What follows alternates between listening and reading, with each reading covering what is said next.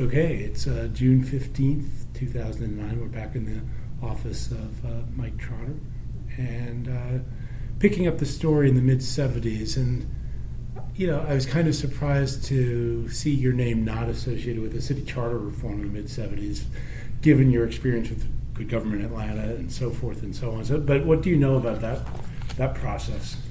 Well, Cliff, I can't claim to know a lot. My friend Emmett Bondurant was, of course, chairman of that, and Emmett has part of Government Atlanta and Research Atlanta.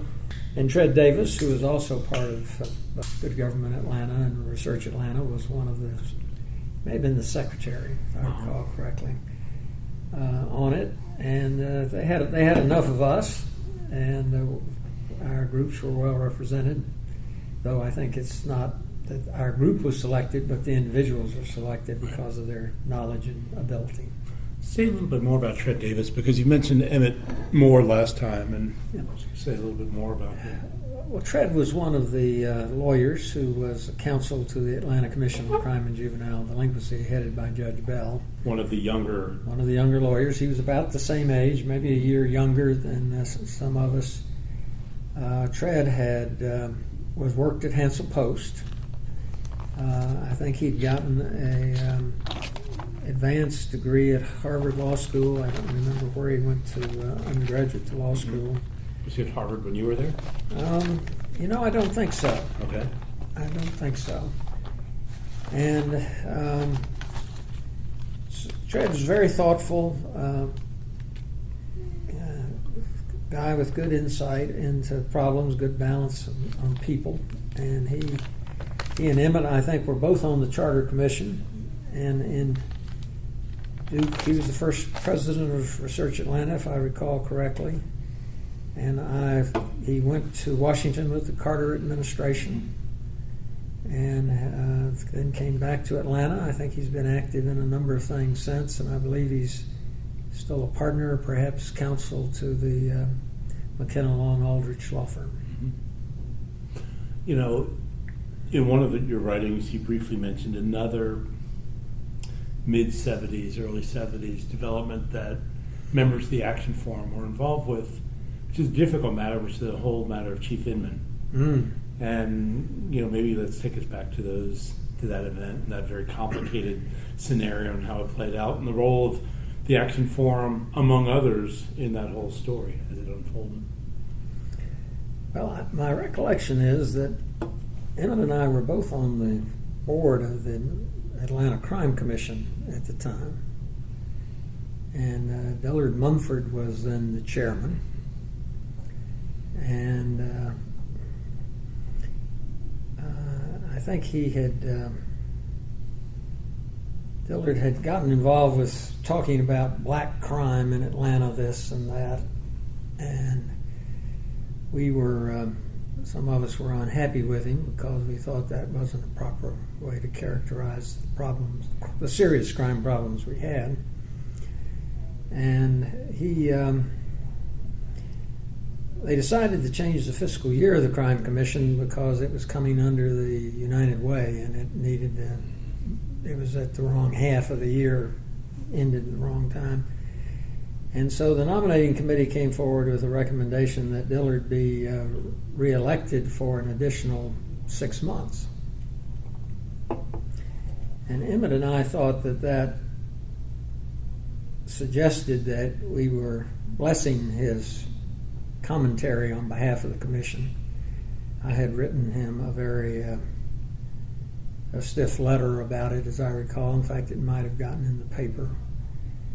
And so the nominating committee made its report, and then there was a pause before they made the official nomination, and I think it was Emmett who said, "I nominate Jesse Hill." And I seconded the nomination. And so under rules of parliamentary procedure, Jesse's nomination had to be discussed and considered before they could reach Dillard's. And there was a recess, and Jesse wasn't sure he wanted to take the job, and we had. Was he on the crime? He was on the crime commission. We had to talk to him about that. And finally, he agreed that he would stand, and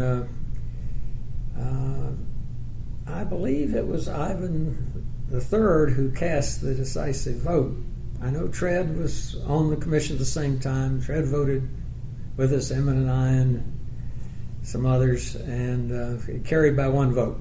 And so Dillard was out and Jesse was in, and we thought that's the way it ought to have been. With respect to Inman, Inman was appointed by Sam Massell. Is that right? That's right.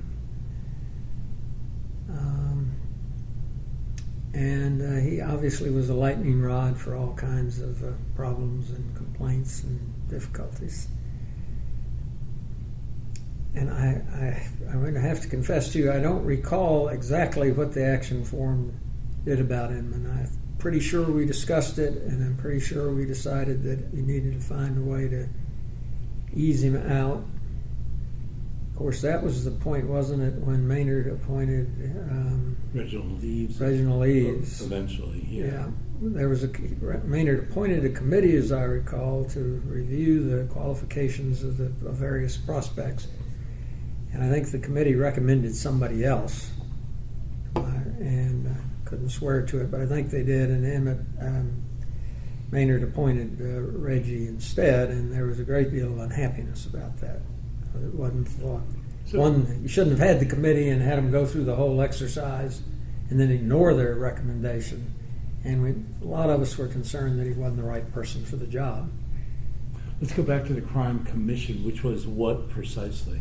And that's different from the previous Commission on Juvenile. The Commission on Crime and Juvenile Delinquency was reincarnated as the Metropolitan Atlanta Commission on Crime and Juvenile Delinquency. Okay. And it may still be alive. It was kind of struggling along for the longest while as a United Way agency. And of course, another development at that time, there's the election of Maynard Jackson in 1973, and around that same time, Dan Sweat becomes head of CAP, and you're on the board of CAP for quite a while, or well, off actually, and on? No. I was on. I guess I was on the board of CAP in the early '90s. Okay, so a little I bit think it was later. the only time I was there. Okay. Yeah. Well, let's take us to sort of the responses, not only of the Action Forum, but other players, with the arrival of the first black mayor, and then some of the crucial issues of the first Jackson administration. I mean, obviously, affirmative action at the airport loom as large as anything, but Yeah.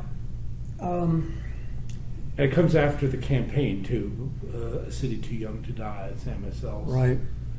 Right. My recollection is that the Action Forum got involved in that campaign and decided to. And decisions that the Action Forum made weren't formal binding decisions on anybody, but a consensus was reached in that most of the participants were going to support Maynard for mayor, and in return, the African American community was going to support Wade Mitchell for president of the city council. Right. Okay. Who was somebody who the Action Forum had already floated in the '69 elections, if I'm. Well, actually, Good Government Atlanta. Oh, Good Government Atlanta. We talked to Wade about running, right. And one of the got him various candidates that you put That's forward in '69. Right, Okay. he was one of the good ones, and they were mostly good. And at the last minute, I guess it was Hosea Williams who qualified, about 15 minutes to go. And White had qualified, hadn't he? And White had actually, when he ran for city council 4 years before, he'd heard, I guess, that we were promoting Wade, and Wade was in a sort of a district that was just Brookwood Hills, Piedmont Hospital area, and White's qualified for that seat. And Wade then rented an apartment further out to establish his residency to run for another seat. So there had been this little tug with Weich and Wade. And sort of, I don't know, Weich wanted that space and Wade was in it or kept coming up. And I guess what happened was there was a runoff, wasn't there, for the president of the city council and Hosea got in that, I think, but I think the leadership of the African American community at the upper levels was not that supportive of Hosea, and so enough African Americans threw their weight to Weich to get Weich elected.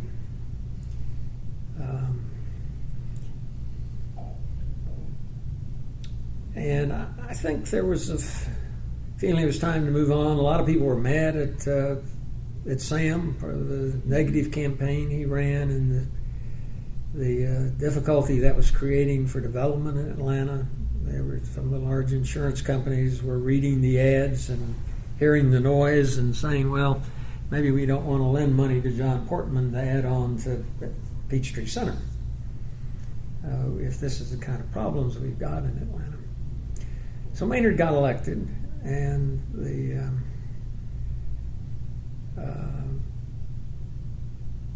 fairly quickly, some of the white business leadership fell out with him or got it out of sorts with him, perhaps a better way to put it. And I remember a meeting being called at John Portman's office with a number of members of the Action Forum. It wasn't an Action Forum meeting as such. Was Portman a member? Yes, he was. Both Portman and Cousins. Yes. Okay. Yeah, definitely, both were. And I got invited, and some of the comments made to Maynard I thought were really inappropriate. It was sort of like talking down to him, and in a manner that was not consistent with dealing with the chief executive officer of your city. And I said so. And I thought the tone was not right, and that Maynard was our mayor, and we needed to respect him, and didn't have to always agree with him, but we needed to respect him and treat him with proper courtesy. Never got invited back to a meeting like that. But there were some rough edges right off the bat. And Maynard, of course, reached out, brought in that fellow from New York, I guess. I've forgotten what his name was, as this sort of the city chief administrative officer. Mm-hmm. Forgotten his name. Yeah. Any event, it wasn't the same old crowd anymore. And I think that may have thrown people off a little bit, and then people were on edge about where the city was headed and whether what it was going to be like to have I guess we had a city council that was close to majority Half black. and half or so, I think, around that time. And a black mayor.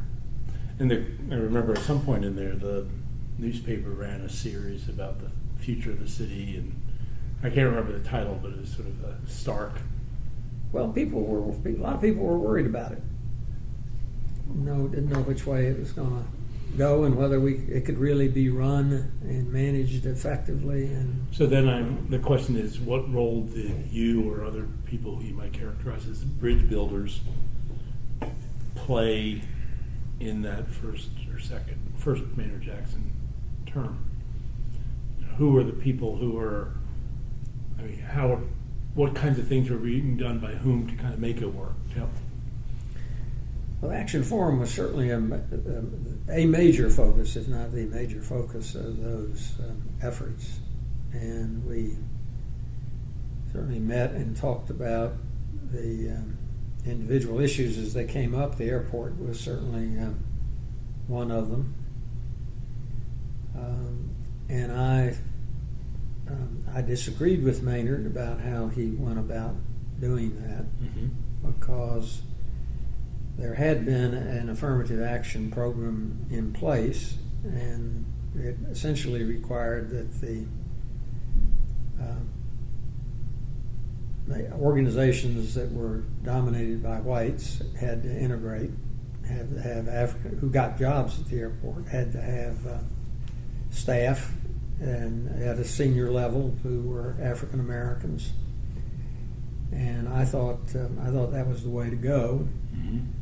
Maynard canceled that after they'd gotten fairly far along in the process and went to the joint venture approach.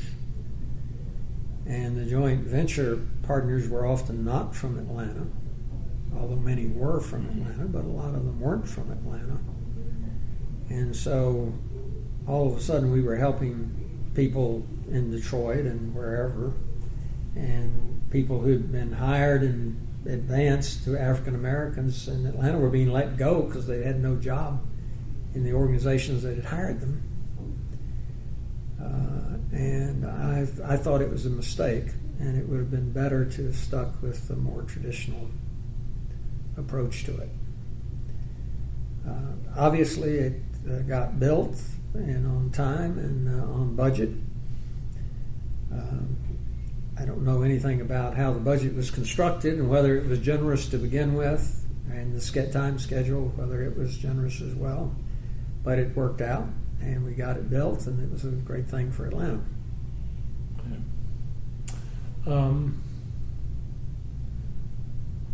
Again, I talked with Dan Sweat at some length shortly before he died, and he said even though visibly and in the press he was ostensibly Maynard's enemy number one in some regards because representing the business community, in fact they were having daily phone calls, daily conversations between the two of them behind the scenes, and what was going on in public didn't necessarily reflect what was happening in private, and Dan said he would tell Maynard, call up the businessmen, and 9 out of 10 will listen to you, and the 10th might have a heart attack, but the other 9 will listen to you. It seems to me that his role and CAP's role at that time was very important in how things unfolded. And so how close were you to watching that dynamic? Well, you see, Research Atlanta was up to its eyeballs in all that too, because we were the arm of the Action Forum in terms of developing information, making reports. Sam Williams, of course, was our executive director. So all these issues ended up at the forum, and Research Atlanta was out writing papers, and there are dozens of them out there on these various issues about how they ought to be addressed and finding best practices elsewhere. The Central Area Studies. Yes, that was plan number 1 and number 2. Yep. What do you recall about those? Well, that they didn't get implemented. It may be confusing them. I know there was one when Joe Martin was... Right, that's right. Was that the second CA2, one? yeah. Yeah, and it was a great plan. I thought it was a great plan. I remember they had a big presentation at the Civic Center where Sidetrack ended up and had all the models out and all the plans, and there are just some wonderful ideas, and very few of them got implemented. They were going to fix the Peachtree corridor, have points of interest along the way, squares and fountains and so forth. It was great ideas. Now, the Civic Center and Sidetrack is something that I guess both you and your wife were involved with, and maybe talk about the evolution of both of those. Well, that was really my wife's project. Sidetrack. Yeah. She and Mary O'Connor. Any relation to Rod O'Connor? No. No, okay, different. No, Mary's husband was Dan O'Connor, who was a partner at King and Spalding. Okay. And we lived in Brookwood Hills, the O'Connors lived in Brookwood Hills. Mary and Sue were on the same women's tennis team. And one day after tennis, they were having a lemonade or something and cooling off at our place. And I don't know I think it was Mary who initially suggested we really ought to have a science museum in Atlanta. And she and Sue both got very interested in it, and they basically put together the group of people to make it happen. And they had the idea of using the exhibit hall at the Civic Center because it was not being heavily used. Especially with the World Congress Center coming in. Exactly. Right. No, that's exactly right. Didn't have a real use for it. And Andy was mayor, if I recall correctly, and he was very supportive of it. And Marvin, who's been a friend for a long time, was very supportive of it. Bill Campbell it was in his district. He was very disagreeable and rude about it. As a council person. As a council person. Really? Okay. For what? My recollection is that Sue and Mary had tried to reach Bill to talk about the project and never could get him to call them. And then when they got the project through the council, I think over his objection, he called and was quite rude on the phone about how he had been not properly recognized and consulted and so forth, even though he had refused to return calls about it. It was unfortunately a sign of things to come, I think.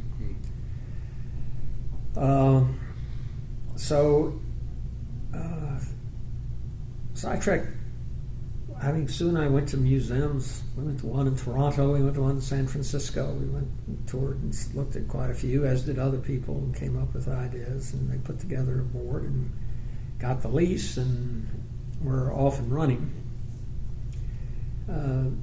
Had a pretty good executive chairman or president of the executive for it to begin with. But then they had some bad luck with the executives they hired. They never had a strong financial base. They never really had an endowment. And it was an ongoing struggle to keep it going. And then they had that gal from Houston who basically it went bankrupt on her watch without notice. I mean, it just all of a sudden, poof, we don't have any money.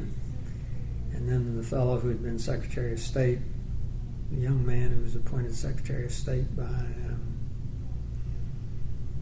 David Poitras? No. It wasn't David. No. What was this? He was a very young man. He's in his late 20s, early 30s when he got appointed, I think. I have to think about who that was. Obviously, it's not Max. It's not David Poitras. No. Louis Massey. Louis Massey. Louis Massey. That's it. It was Louis Massey. I think he was appointed Secretary of State. And he, I guess, I don't know whether he ran for re-election, perhaps didn't get re-elected, and then got offered the sidetrack job and seemed to be putting it back together, but then they didn't make it. Apparently there was a fellow who was a friend of Campbell's who was managing the Civic Center. And this took away from him a substantial part of his duties, and that was thought to have been a part of the issue, but I couldn't swear to it firsthand. Right. So Campbell sort of was wanting to micromanage or wanted to defensive or... Well, who knows? But one issue clearly was that this fellow who was a friend of his was managing it and was getting shut out of some of his responsibilities. And then they weren't able to raise enough money, and therefore they weren't able to refresh the exhibits. The heaviest users were the school systems. Right. And it started off as a very interesting place, but once you'd been there once or twice, you didn't go back a third time because you'd already seen it, and they weren't able to refresh it. I think it's interesting that they've readapted the usage for these blockbuster exhibits in more recent months, like King Tut and so forth. I think that's not a bad thing. Not at all. Especially how far down it had sunk, and then to kind of see, okay, well, people are going to these events now, and it's a good usage of the space and so forth. Well, there's still these struggles with the Children's Museum and the Right. Science Museum and how they interact. Right. At the end of the 70s, you said last time you wrote a paper at the end of the 60s, sort of pointing to the next decade, and I saw a reference to something I thought you wrote at the end of the 70s, Atlanta Decade of Decision. Well, that was a report of Research Atlanta. Okay. And it was a similar thought that we needed to be looking ahead to what our issues were and how we would address them. But my recollection is Brad Curry was chairman of Research Atlanta at the time, and I had gone back on the board. In the 60s, your report, what you said last time, among other things you said, was Atlanta being an integrated city or a black city, and then over the next decade. Do you remember any of the other points you made at that point in that document? Well, I have a copy in my office. I could refresh my memory, but some of it was obviously the same sorts of issues, how the African American community and the white community could work together and what efforts needed to be made to improve those relationships and build bridges to address the needs of the community. And as we come into the 80s, of course, an issue that looms as large as anything in the very early 80s is the missing murder of children. Oh yes, yeah. That was an awful thing. Awful thing. Talk about sort of your memories of that involvement, groups you were associated with. Well, I certainly remember Maynard coming to the Action Forum probably more than once to talk about it and to explain what was being done and the efforts being made. And it was hard to quarrel with what he had to say about it because it was clear they were making a very vigorous, comprehensive effort to solve the problem. There's that boiler explosion at Bowen Homes, too. Yes, I remember that, and I think my recollection is that Dan Sweat came to the Action Forum to talk about that, and that John Cox, in his usual role as a community mediator, and also had to report on it. And if I remember correctly, and I think I do, that some money was raised at that meeting from the major participants in the forum to help address the resultant problems. Yeah, I mean, I think money was raised like that. Yeah. That happened twice with Underground Atlanta, too, by the way, which was... that meaning what? Money was raised at the Action Forum to try to save it. The underground of the 80s, yeah. Not the underground of the 70s, Yeah. but the one that started going under, and the one I think at least twice. Where Joe Martin was involved, and it was on Andy Young's watch. Yes, and some of the major businesses agreed to put money in as an equity investment, in fact, to try to revise it. And of course, Rouse was brought in to reconceive it and to manage it. And they were short, and they came to you. Mm-hmm. Came to the Action Forum, right? Got the money, yeah. And then it seems to me it faded again. I remember there were questions about security and some crime, whether it was theft or something worse in Underground Atlanta. The need for greater police protection and security. So within the Action Forum at that time, maybe flesh out who played which kind of roles within the forum. Well, there were always co-chairmen, one black and one white. And the initial co-chairmen were Bill Calloway and Mills Lane. Right. And then Billy Stern, if I recall correctly, took Mr. Lane's place when his health deteriorated in the mid-'70s. And Jesse took Bill Calloway's place. And then over the years, I guess, Mr. Williams, what was his first name from the First National Bank? Tom Williams, I guess, took Billy Stern's place when Mr. Stern retired from SunTrust Trust Company, Georgia, in those days.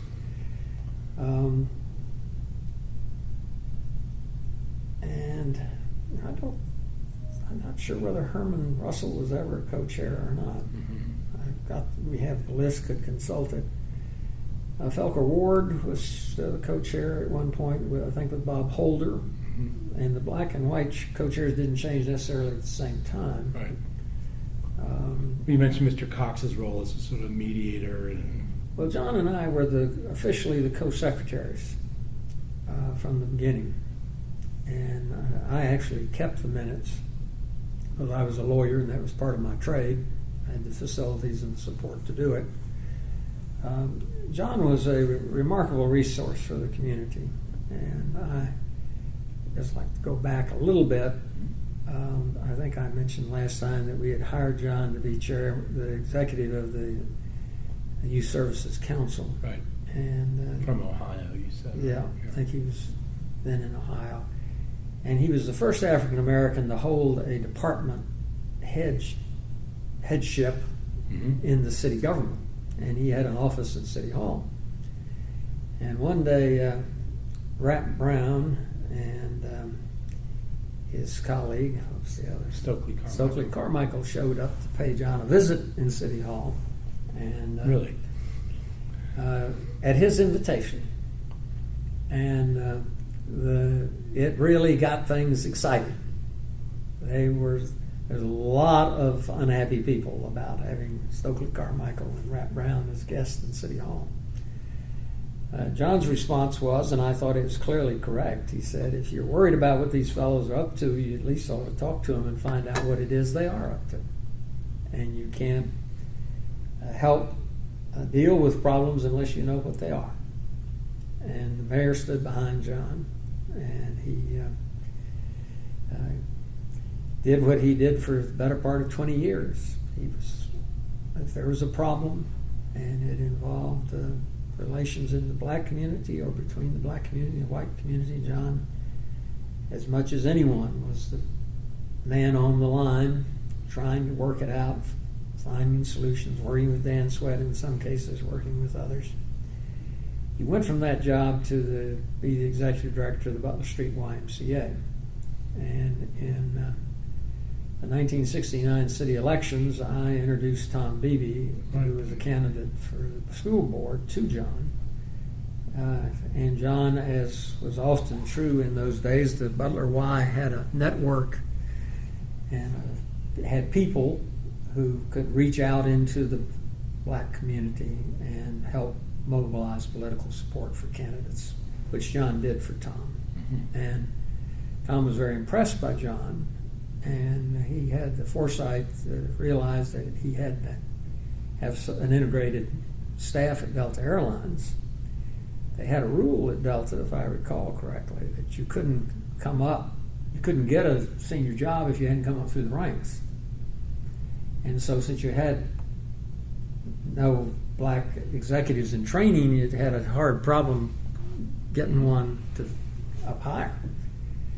So John was, I think, originally hired as a consultant, and then that evolved into being assistant vice president, community affairs, and then I think vice president, community affairs.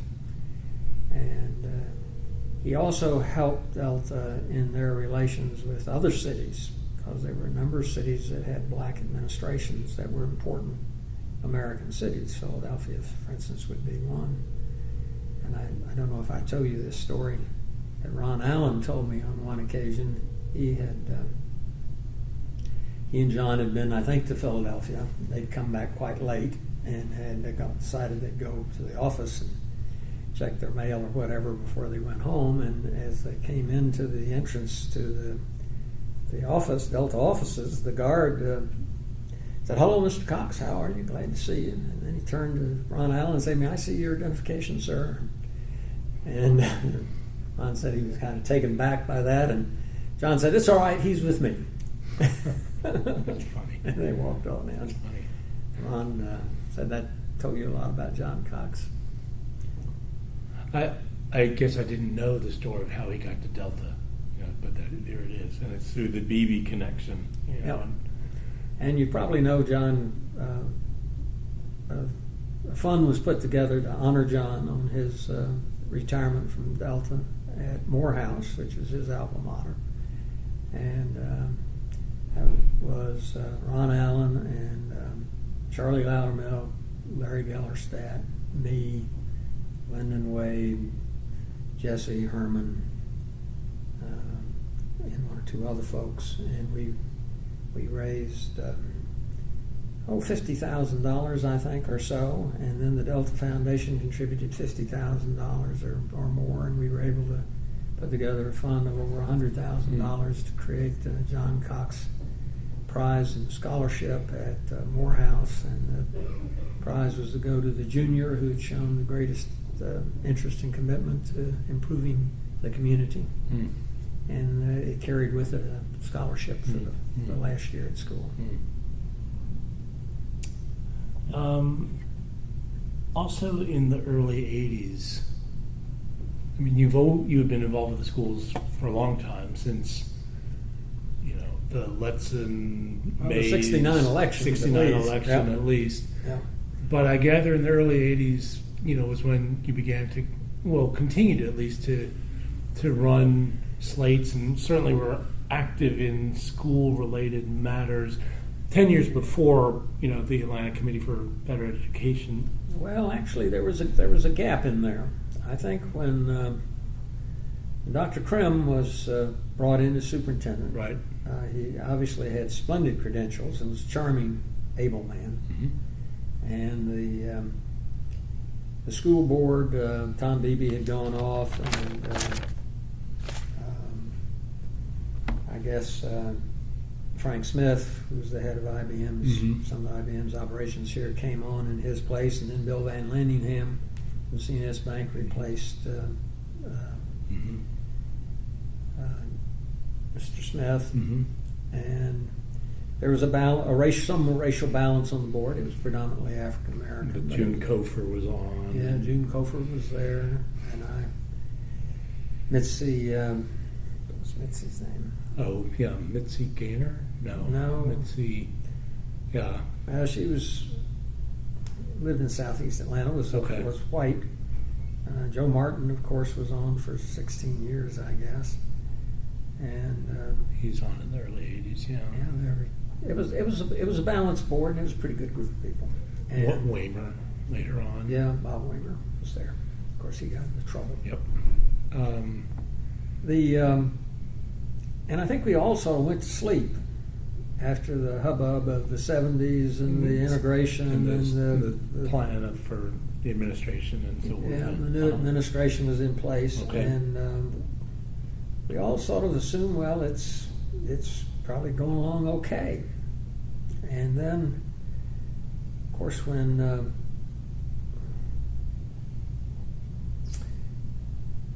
there was a change in the administration, and Jerome Harris was brought in from New York, and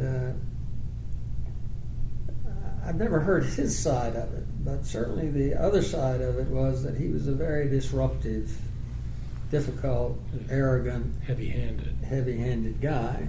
And the story I had heard was that Joe Martin had gone to see him and said, "Look, this isn't working. We can put together a bare majority to keep you here, but you've got to do change things, how you behave and what you're doing." And what those things were, I don't know. And Harris then called all the people on the other side of the dispute and told them that Joe had come to see him and had told him this and told him that. And it just inflamed the situation considerably. And so the board was, and the assumption was he was trying to, in fact, gain complete control by fragmenting the board and making it dysfunctional, so that then he would be able to control and do what he thought he ought to do. But he had appointed one of his senior guys, was a man whose turned out credentials had apparently been cooked up. He had his resume, a lot of things he was supposedly done or degrees he'd received, which he hadn't. And that kind of flipped the switch, I guess, so that the board decided to get rid of him. In other words, it's in turmoil. Yeah, it was in complete turmoil. And Dr. Butts was asked out of retirement. Dr. Butts was a very fine man and a very sincere man, but he'd never been a superintendent. He'd always been a principal. Big difference. And he, I think the staff that was left to him varied, but there were a lot of weak spots in it. And the schools, the Ina Evans, D.F. Glover show on television was, there were stories of people who were in Atlanta on business and picked up the Atlanta school board on TV and thought it was some kind of a TV show. And who would say, well, I saw that show. I'd like to watch it. What channel was that on? I mean, that's the funniest thing I've seen in all my life. Well, Ina Evans was a very difficult woman. And Dr. Glover, who I think was somewhat more thoughtful, was also very difficult. Right. And they used an attack approach to dealing with the problems by attacking the other members of the board. And so it was pretty clear that we, in fact, I went to one meeting of the board, and Dr. Butts proposed that some 4 or 5 cafeteria workers who were at a school that had been closed be transferred to work in the cafeteria at another school. And the board voted to deny him the ability to do that. So you had a level of micromanagement that was absolutely astonishing, and the management that was being done was very destructive and costly, and it was a very bad situation. So the issue came up at the Action Forum, and I had been asked about the same time to chair. Maynard called me. Maynard Jackson called me. He was mayor, and he said he was meeting with the presidents of the banks in a room at that very moment, and that they wanted to have a study done of the financial condition and prospects of the city of Atlanta and of the Atlanta Public Schools. And could I arrange to have that done? And thinking that Research Atlanta, which I was back on the board of, would be the logical place to do that. Right. And we had an executive director of Research Atlanta at the time who I think was not the right person for the job. She was a woman who was getting her PhD at Emory in something like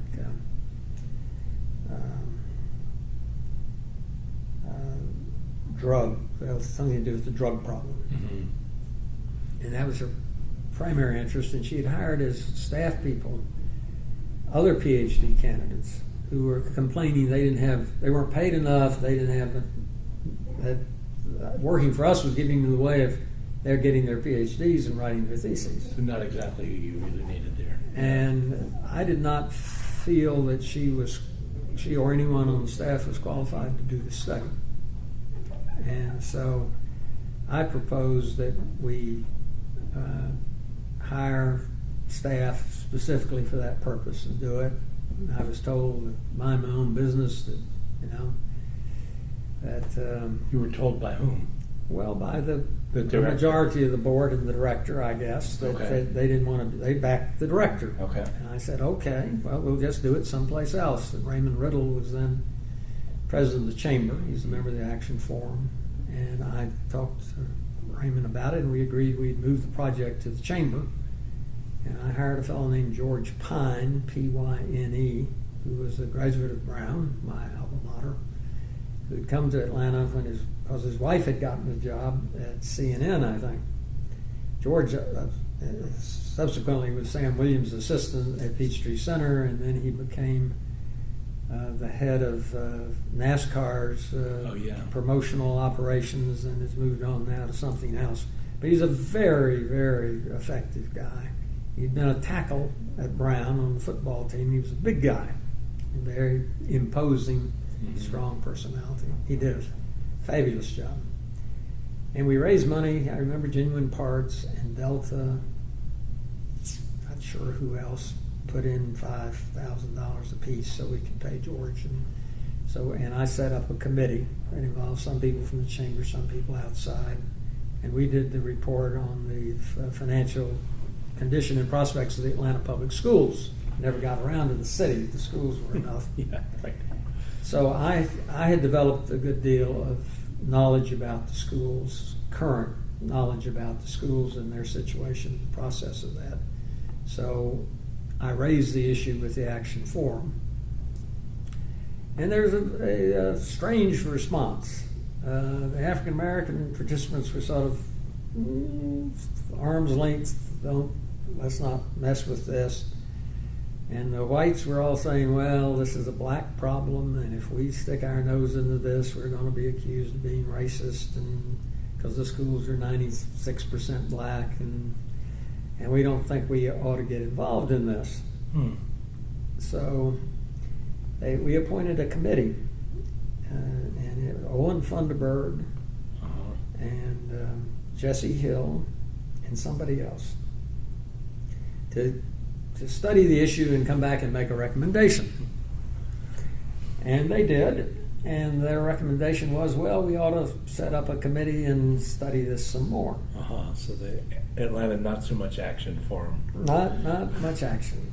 And I said, Jesse, I don't, what is going on? Why can't we address this issue? It's of vital importance to the community. It's of vital importance to the African American community. And why are we getting a runaround? And John Cox spoke up. He said, well, Mike, you know, the Atlanta Public Schools are one of the largest employers in the Atlanta metropolitan area.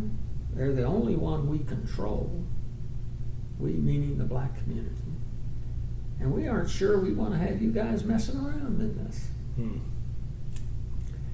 And that sort of opened the floodgates for what was a very candid discussion about the need to improve the quality of the schools and the quality of the representation on the school board. And it became very clear in those discussions, and it would be of no surprise, that most of the African American businesses whose CEOs were on the board or were in the Action Forum worked for the Atlanta Public Schools.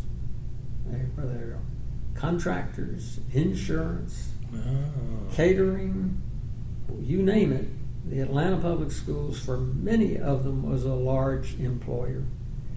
Or client, at least, yeah. And someone, I don't remember who it was, one of the black participants said, you know, if we get out ahead of this effort and we lose, Ina Evans and D.S. Glover will do us in. We cannot afford to take the lead in this effort. And at that point, said to the white guys, look, our friends in the African American community want to do something about this. They're not going to call you racist if you get involved, but we've got to take the lead in it. And they said, well, I don't know. We don't know if we want to afford to get out in front of this. I said, well, will you let Good Government Atlanta do it? And will you support us if we do? And they said, yes, you can do that. And so we sort of reconstituted it as it had always been, as a biracial group. We constituted it. Good Government Atlanta, which had been right. relatively inactive for quite some while. And we put together a committee, and we interviewed candidates, prospects, and we encouraged some people to run. And we helped raise money for them, and we helped them with their campaigns. And we got a couple of people who advised political candidates on how to run their campaigns to make help available without charge to the 9 people who we supported. And so you supported a whole slate. We supported the whole slate. Who are some of the people on that slate? Well, they were all the people who got elected. I mean, I'm trying to figure out. Aaron Watson. Aaron was one of them. Yeah, Okay. Norman Johnson. Yep. Ann Harper. Oh, so okay, it was that group. That's a little bit later. Is that? No, that was this was 1992. Okay, so this and is they took the office Committee in- for Public Education. Well, no, this Or is was this before before then? the committee. It was I'm trying to figure this out. Yeah, well, it was more or less simultaneous because I think we delivered the report of the Chamber Committee to the Board of Education, if I recall correctly, in February of 1992. The elections were in the fall Right. of 92.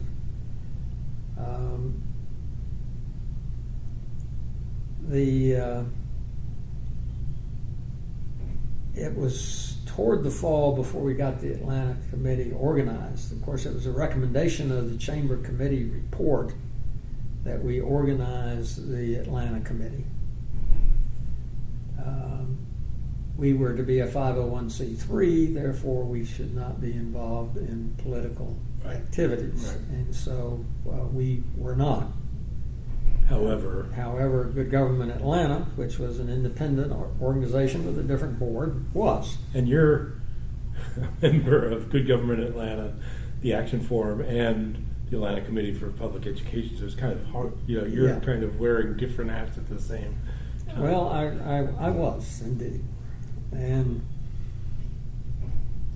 So let me back up just a minute before I get back to that cohort, because I ran into Marcia Clenbort, who worked with Apple Corp, yeah, and I said I was going to be doing this interview, and she said, I remember, she thought it was in the early 80s when you had come to her about possible candidates for the school board or something like that when she was working with Apple Corp.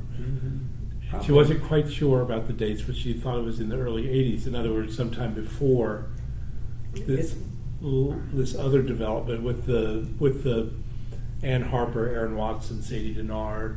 Well, it's possible. We put Good Government Atlanta in the shoebox and put it away after the school settlement in the 73. 73. And we made an effort to revive it in the early 80s. I remember Billy Gaines, Allison Williams, Okay. among others. Okay, maybe that's what she's talking about. And it didn't, we really weren't able to get much traction and just let it slide again. So that it's really not until the early 90s then that it kind of revives again. And it's Yeah. all these different developments, with Action Forum and Good Government Atlanta, then the committee, and then the slate sort of all happened, and the report, all 92 basically. Yeah. And so the slate included, as you said, Ann Harper, Norman Johnson, Aaron Watson. Was Mid-Sweet part of that? Mid-Sweet was part of it. Joe Martin was Joe part Martin. of it. Mrs. Yancey was part of Mrs. it. Yancey. And so, and Gene Dodd. Oh, yeah. Gene Dodd ran against D.F. Glover.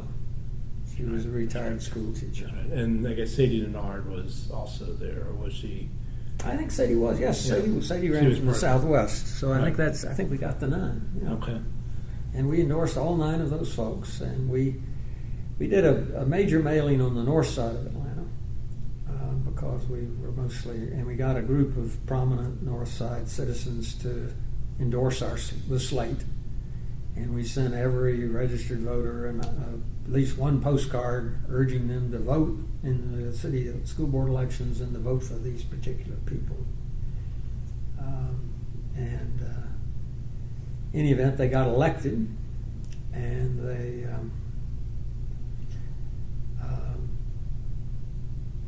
pulled together, and they decided to basically clean house. We had at that time a law called the Administrative Tenure Act, which was similar to laws that existed in a majority of the states, which gave school administrators, quote, tenure if the job description required a teaching certificate. And in fact, in the Atlanta Public Schools, just about every administrative job, whether it was food service or security or heating and air conditioning, required a teacher certificate. So, and the tenure these people enjoyed was actually stronger than the protections the teachers had under the Fair Dismissal Act, which is the basic state act that governs teacher. It's not really tenure. Right. So Joe Martin, I think, took the lead in trying to get that law repealed prospectively. We couldn't do it retroactively, but we got it, and Good Government Atlanta weighed in, and others, we appeared at the hearings, and we got that law repealed.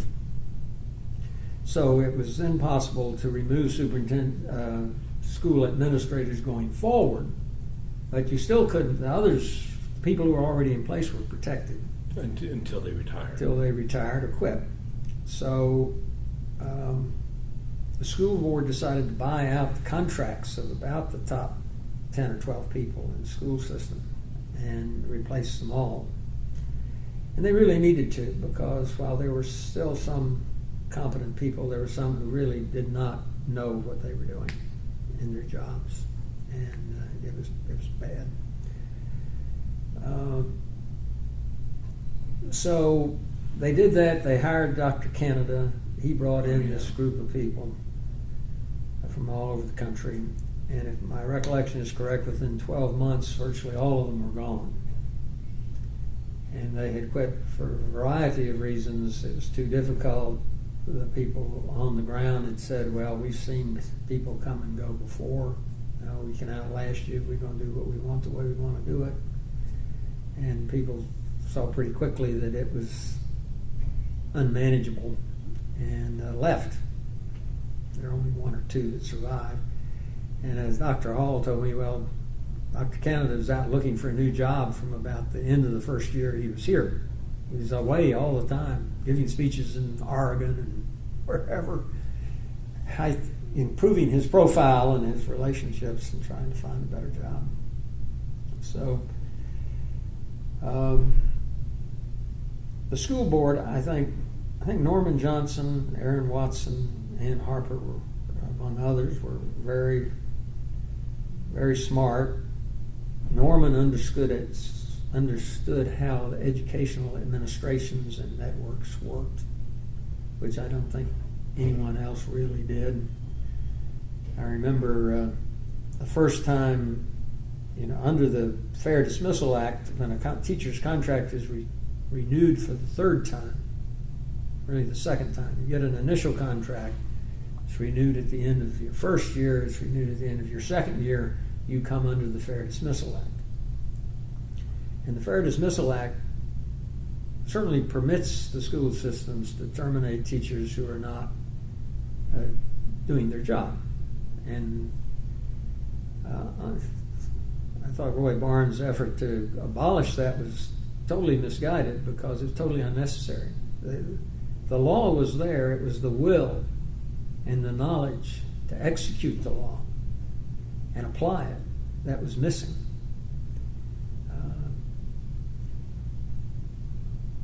But they brought in the list of people for tenure early in Norman's term, and Norman said, well, what criteria are you using to determine who should be given tenure and who isn't?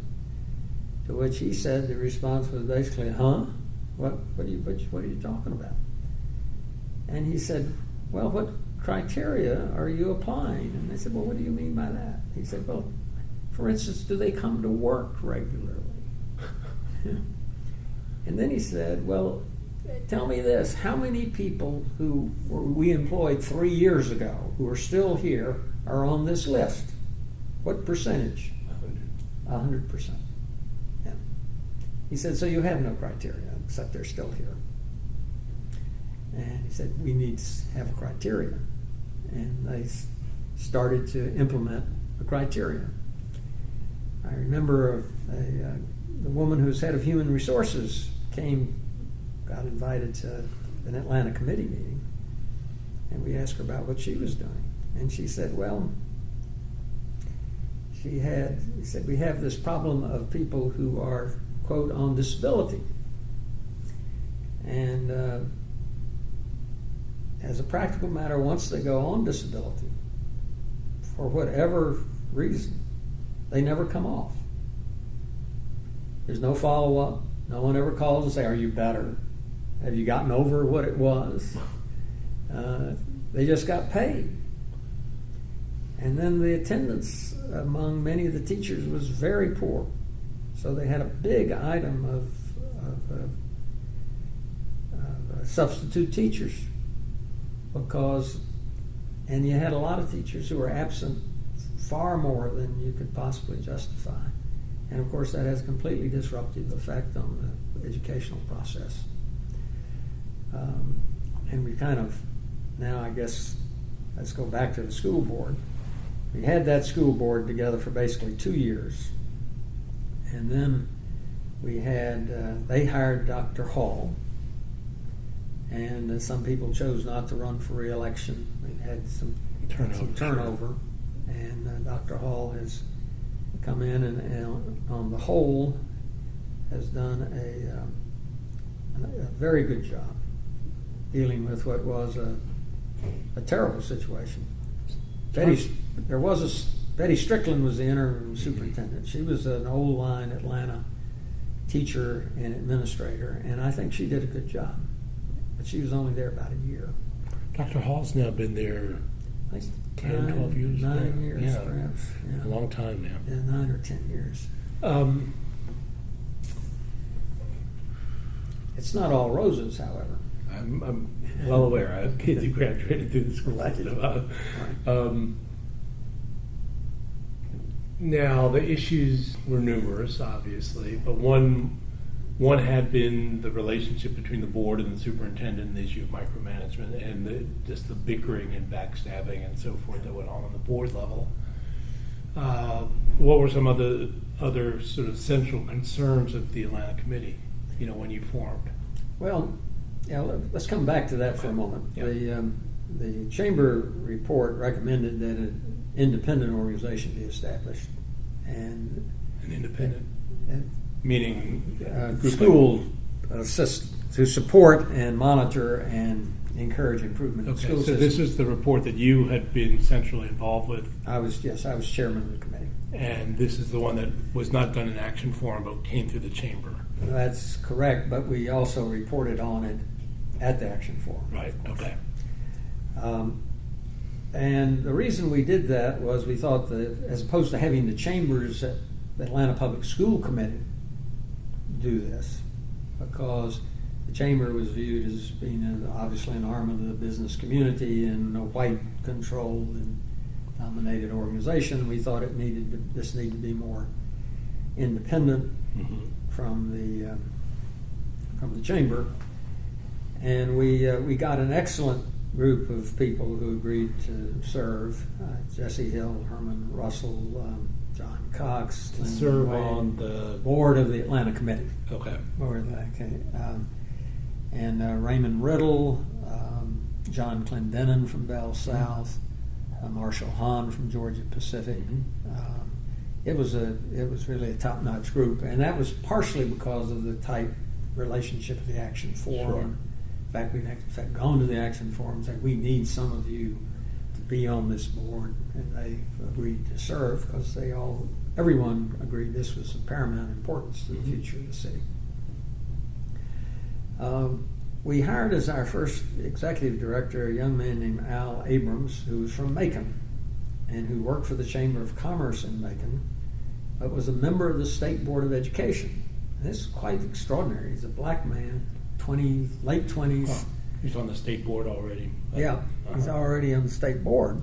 And and he knew everybody. And he came in, we found my office at Kilpatrick Stockton, where I was at the time. We hired an assistant who'd been an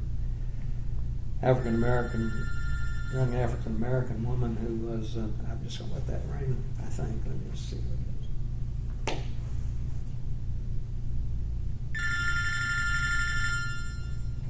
No idea who that is. We'll let it ring.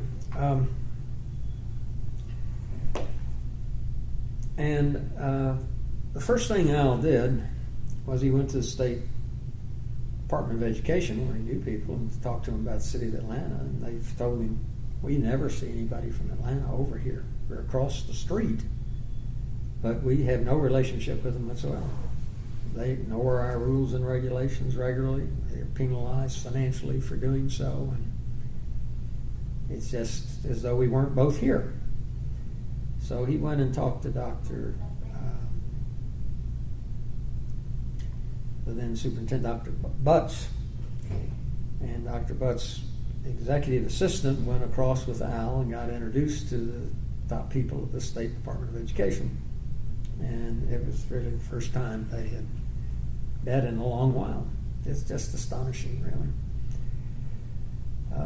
And the state had all criteria, for instance, for financing new construction. They had criteria for staffing of schools, and they would pay for so many people in certain categories, and if there could be one principal for every 450 elementary school students.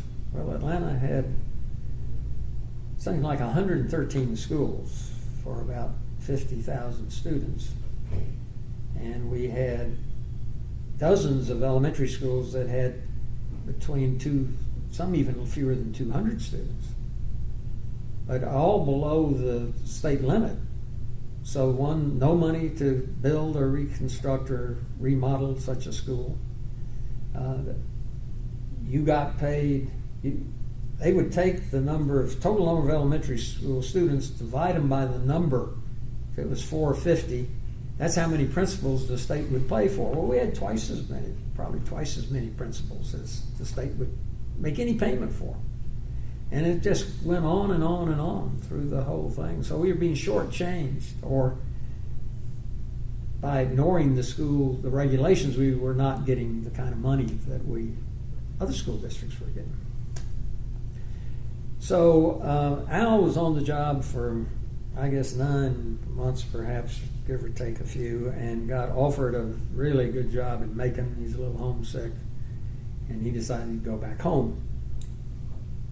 And I was at a birthday party for Michael Lomax, and I met this very attractive, smart African-American lady who I had never seen before in my life, Vivian Ingersoll. And we got to talking about the schools.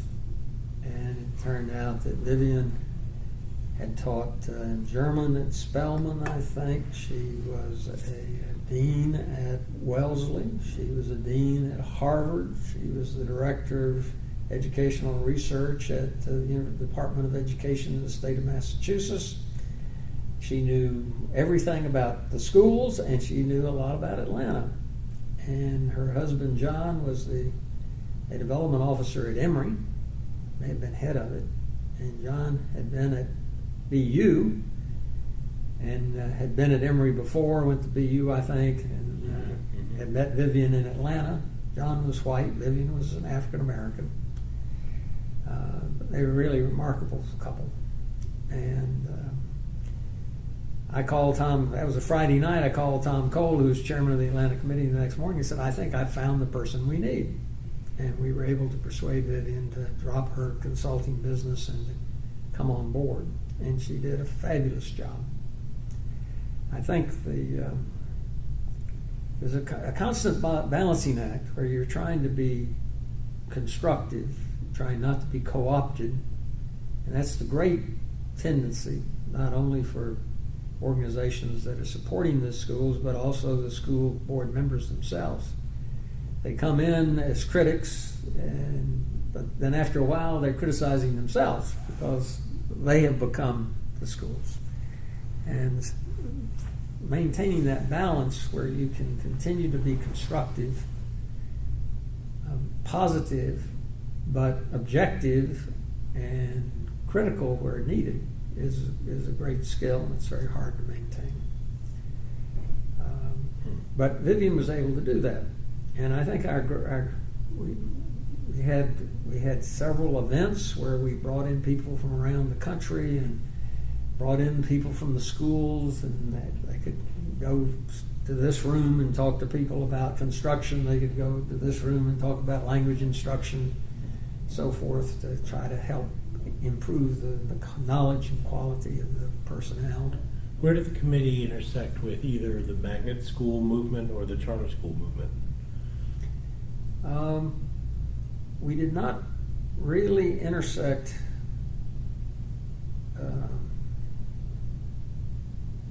with the magnet school program specifically, I don't think. That had already been put in place. It had long been in place. Right. It had long been in place.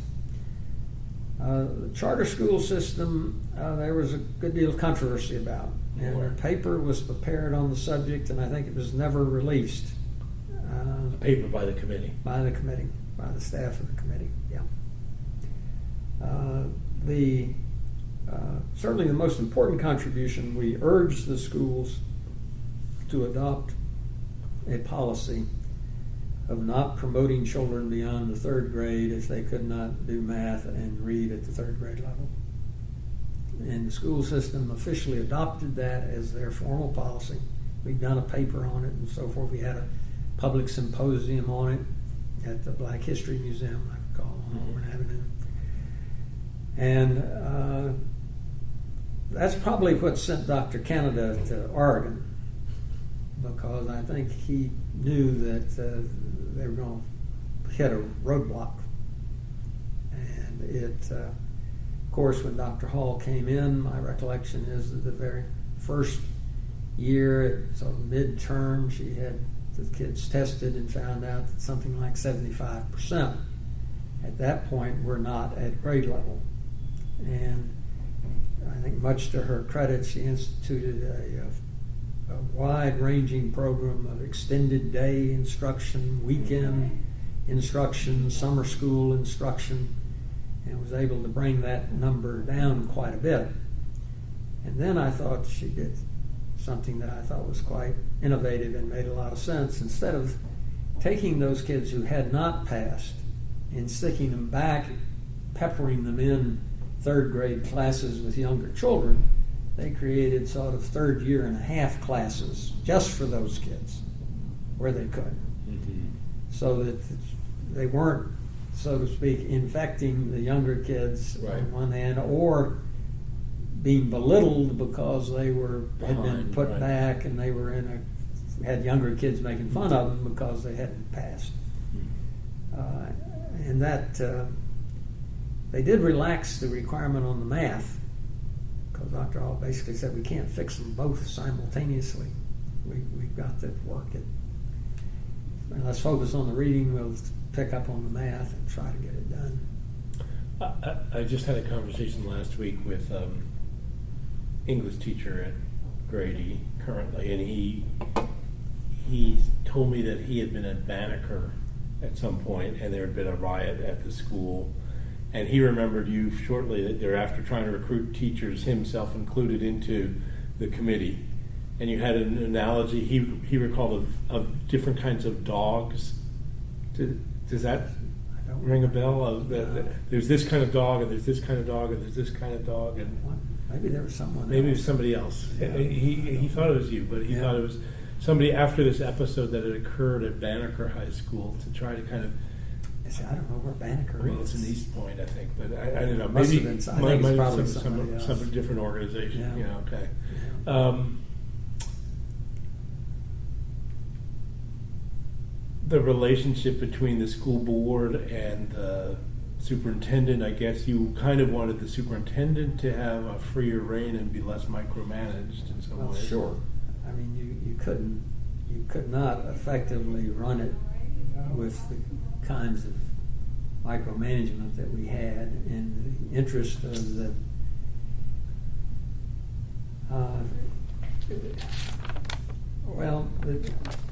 one of the problems we have with the public education, of course, is that one of the largest job categories in America is elementary and secondary school teachers. I saw a study in Forbes said the only category that was larger was retail sales clerks. So you've got a lot of people, they're all got a college degree, and they feel mistreated and underpaid, and they're a very powerful lobby. Roy Barnes found that out. Sure. The Democrats found that out. Sure. And nobody seems to well, I don't say nobody, but obviously a lot of people can't figure out how to manage that process. You look at the gal who's running the Washington schools, Washington, D.C. schools is one example. The fellow's trying to run New York City schools, Arnie Duncan and his efforts in Chicago. It's a very, very challenging job. Well, I've often said myself, if I were running the schools, I'd hire 30 or 40 community organizers, basically, to be links between parents, community, teachers, other resources, and kind of, work as an organizer, basically, to kind of connect various constituencies with an interest in the schools together to kind of advance the school situation. It's a great challenge for anybody. Now, you and Aaron Watson, about 5 years later, had a debate that I saw in the papers, I think related to the schools, if not. And I think it was maybe around the time that Dr. Hall was coming in, or they were about to choose a new superintendent, and what was going to be the relationship between the board and the superintendent and so forth. Let's talk a little bit about your history with Aaron over the years, because wasn't he in your firm at some point? Yes, Aaron was an associate at Trotter, Smith and Jacobs, and he was a very close personal friend of one of my colleagues, young man, not so young now, named Randy Eady. He's got an exceptional fellow, an African American who's a Phi Beta Kappa at Emory and a member of the Harvard Law Review. How do you spell Eady? E-D-D-Y. Okay. Yeah. Mm-hmm. That'd be a Randy Eady. Okay. E-A-D-D-Y. E-A-D-D-Y, right. Yeah, sorry. So Aaron was good friends with him. Yeah, and so and I knew Aaron, and Aaron's a very likable guy. Yeah, yeah. I mean, he's just impossible to not like Aaron Watson. He's also smart and very public spirited. And so he had run against Mrs. Evans once before and lost, and wanted to take her on again, and we felt we needed to replace her, that she needed to be replaced, and so we marshaled the support we could for him, and he succeeded. And once you've helped elect someone, as we see all the time in politics, you have at least a cordial opening to talk with them about things. And so I guess I have enjoyed that with many members of the board. And we've often invited them to come to Good Government Atlanta meetings and tell us about what's on their minds, and we've exchanged ideas. To Good Government Atlanta, or the Committee on Public Education, or? Well, Good Government Atlanta for the board members.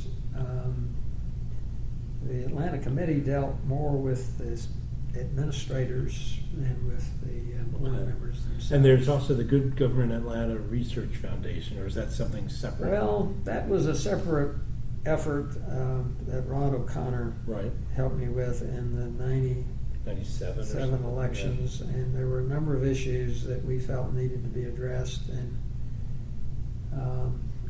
I think Tom Cousins of Cousins Foundation provided us with money, and Rod basically did the work, wrote several papers about issues that needed to be addressed. So that's a separate entity from Good Government Atlanta? Well, I think maybe Rod and I, maybe one or two other people were on the board of the foundation, but the foundation has been inactive ever since. Now, in terms of the school reform groups, maybe you could talk about sort of,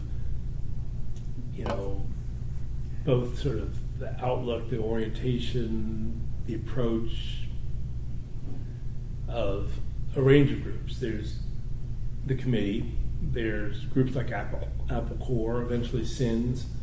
So how do these various groups relate to each other? What roles do they play vis-a-vis each other? Sort of the range of school reform groups throughout Atlanta, not only in Northeast Atlanta, but throughout Atlanta. Well, I obviously don't know a lot about all of them.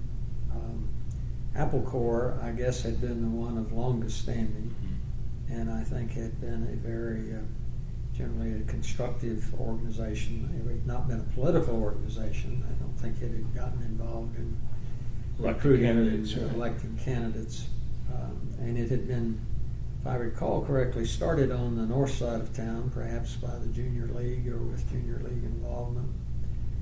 And there was our sense of it was that the African American community didn't feel like that spoke for them.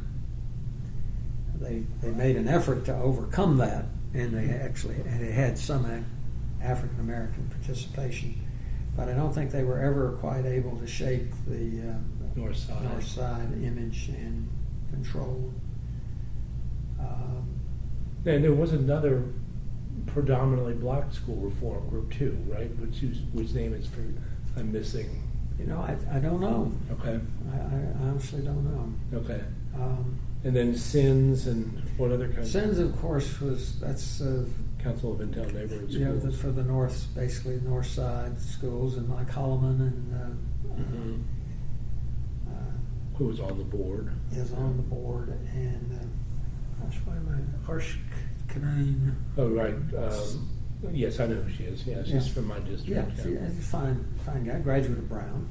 Is she? And her daughter goes to Brown now. That's right. She's I think she was a math teacher herself. She's a very smart gal, very thoughtful gal.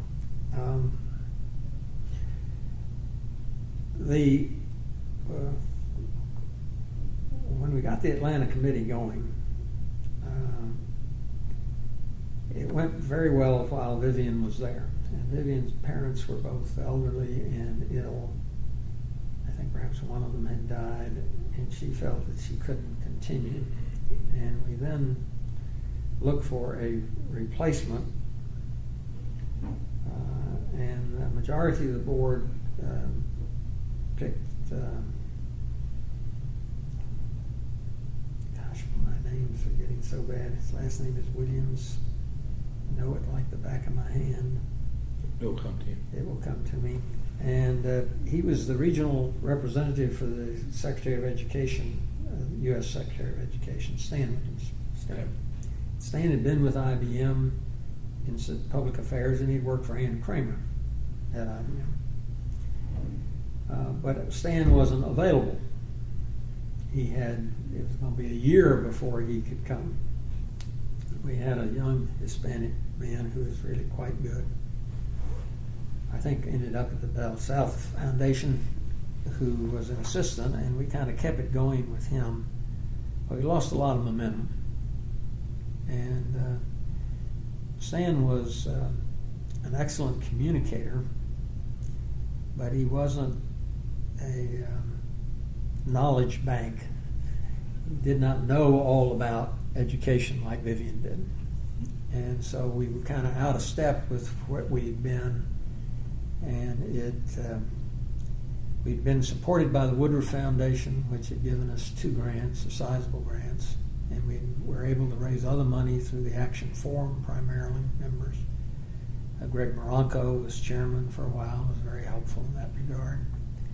But we were having trouble keeping it going. Mm-hmm. And then Apple Corps at the same time was essentially dying on the vine. Yeah. Organizations often have a lifespan, and it had exceeded its, and it didn't have money, and it had volunteer staff. Had a falling out with the last director, and I think there was some threat of a lawsuit, and so it was a mess. And so the proposal was raised that we merge the 2 organizations. Really? And but the people identifying with Apple Corps were very insistent that they should merge on equal terms. That they were the pioneers and we were the latecomers, and that and there was a very brilliant man who had come from an African American, who'd been a professor at MIT. His name is also escaping me. Tobe Johnson? No, it wasn't Tobe. No, this man had wife has actually been very active in a school reform program in Boston, and he had very good ideas, but very fixed ideas about how it ought to be done. And he was on the board at Apple Corps. Mm-hmm. And we got bogged down in the negotiations over details and so on and so forth, and they were basically going out of business, and it was taking a lot of our time and distracting us from what we're supposed to be doing. And so at least a couple of times we just said, well, forget it, and good luck. But Ann Kramer was very insistent on it happening. And Ann was speaking as a representative of IBM, but then also a member of Action Forum or a member of... Which hat was she wearing? Well, she was a member of the executive committee of the Atlanta Committee, and she was chairman of the Director Development Committee of the Atlanta Committee, and she, of course, spoke for IBM. And she was telling us that the philanthropic community wanted the merger to take place. And I had been resistant to it. I finally said, okay, let's just see if we can work it out. And so, how can I ever forget President Morehouse's name? Walter Massey. Mr. Massey, yeah. Yeah, Walter was dean of the college at Brown when I was on the board at Brown, and we had worked together there and had known one another a long time. And I'm an admirer of Walter's. Yeah. But Walter got very distracted at the Atlanta Committee. And we had, the executive committee had met with him and said, well, you know, we're really going to have to make some personnel changes. We got to get refocused here. And Walter had said yes, and then nothing happened for months. And then the idea came up, all right, we're going to put Apple Corps and the Atlanta Committee together. And they hired a consultant, and forgotten her name. And we set up these committees, and we talked about strategies and so forth. And Mark Music and I were on the committee to talk about what the strategy ought to be going forward. And it was my impression that what was going to happen is that we would take on whatever was left of Apple Corps, and there would be some combining of the boards, but we had 25 or so members, and they had a much smaller board. Maybe 2 or 3 of their people would come on.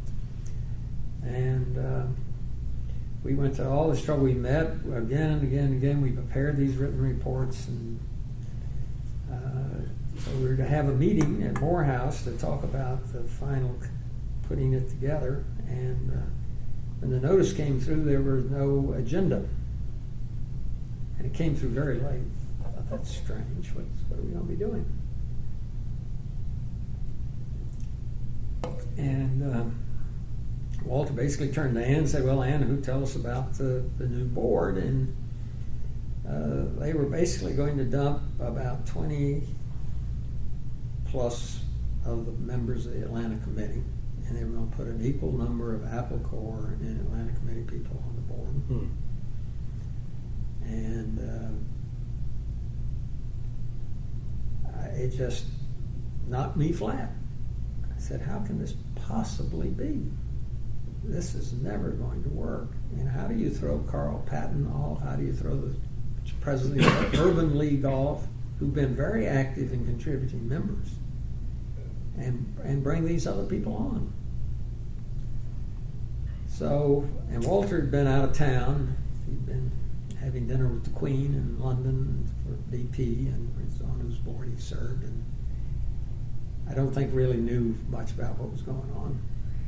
And Curly Dossman told me, he was the secretary, that he didn't know anything about it. So he just, and why Ann wanted to do it, that's interesting. I just do not understand. But I just got up and walked out.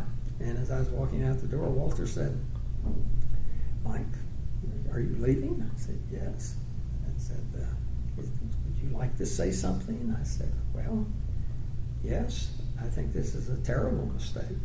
I don't think it's going to work. I hope it does, and I wish you well. Goodbye. Well, that ended up being Great Schools Atlanta, which was another successor organization. which ended up that The Atlanta Committee became, Great and this merged organization became Great Great Schools Atlanta. Okay. And a name, by the way, that I had suggested. They said they wanted more punch to it. So, and they had the good sense to hire Tom Cole as the executive director, and they hired Vivian back, who was available.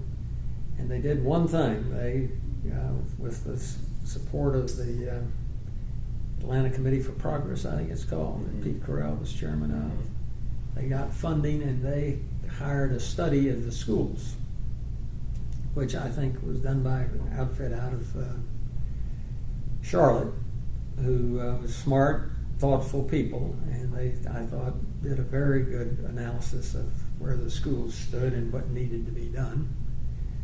And then Great Schools Atlanta shut down and was replaced by the new Atlanta School Foundation or some such. John Rice, GE Power, now GE Infrastructure, I think, is chairman of it.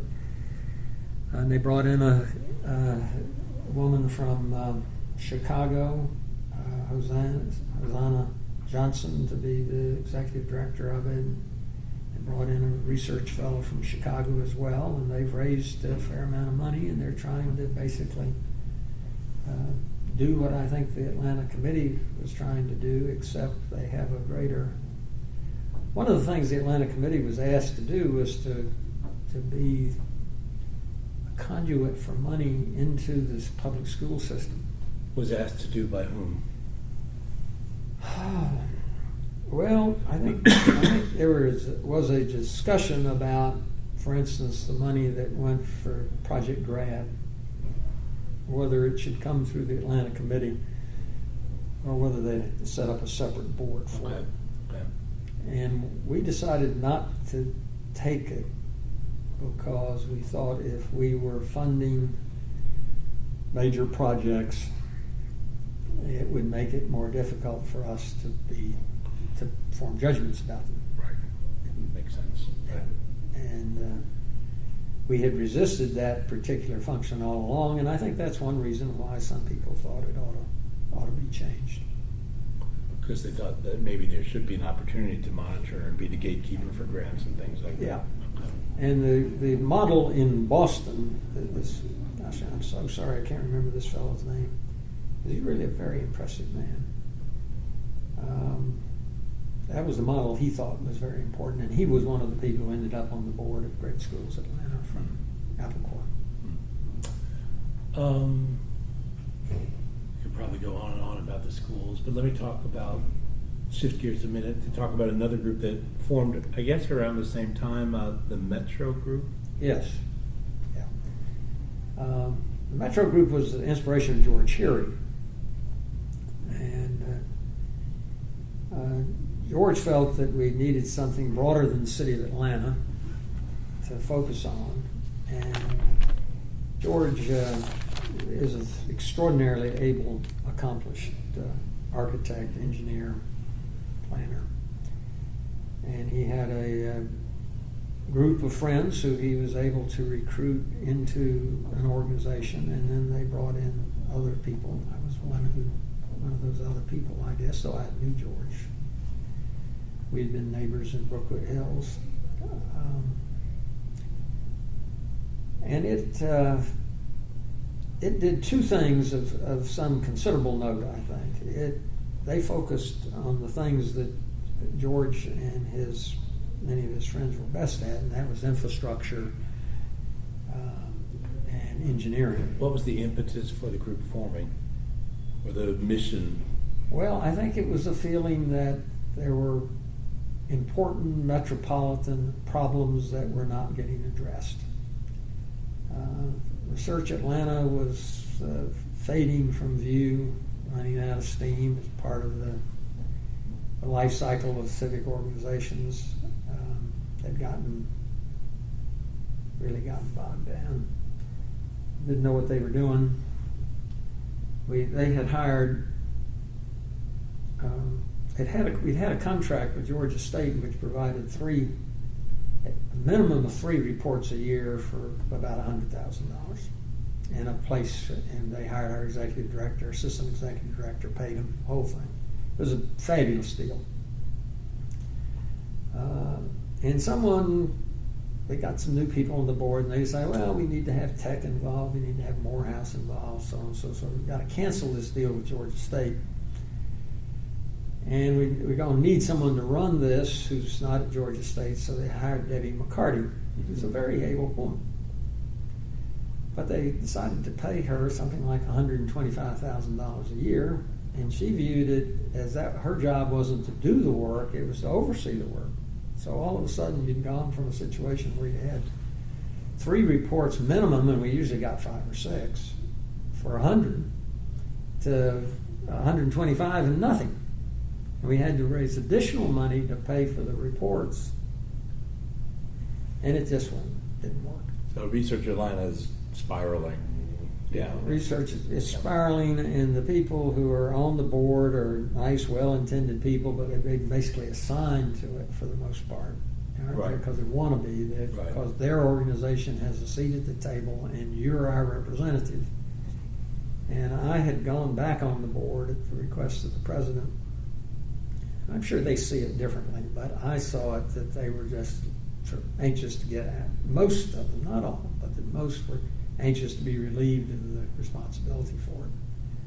Which also speaks to the changing nature of the corporate community in Atlanta and so forth and so on. It does, yeah. But there were some exceptions, but on the whole, that's the way it was going. And the Metro Group was out there, and it had been in business for since the early 90s, I guess. 92. Early 90s. And George had been running it, and George was the president of it the whole way through until we got to about 2000 or so, 2003 or 4 maybe. And George was, I guess, pushing 80, and decided that maybe time had come for a transition. And I think my friend Bob Hunter, who had been one of the first Good Government Atlanta guys, and the Atlanta Committee, the Research Atlanta guys, became the chairman. And it wasn't anything to do with Bob, it's just that George was the heart of the organization, and when he pulled back, it just started to peter out, the attendance slumped. And what kinds of issues were they most involved with? Well, right, thank you. 2 big ones were the airport and water and sewer. And these were things that George Heery and his friends really knew about. And the people he'd brought onto the Metro Group were often engineers, architects.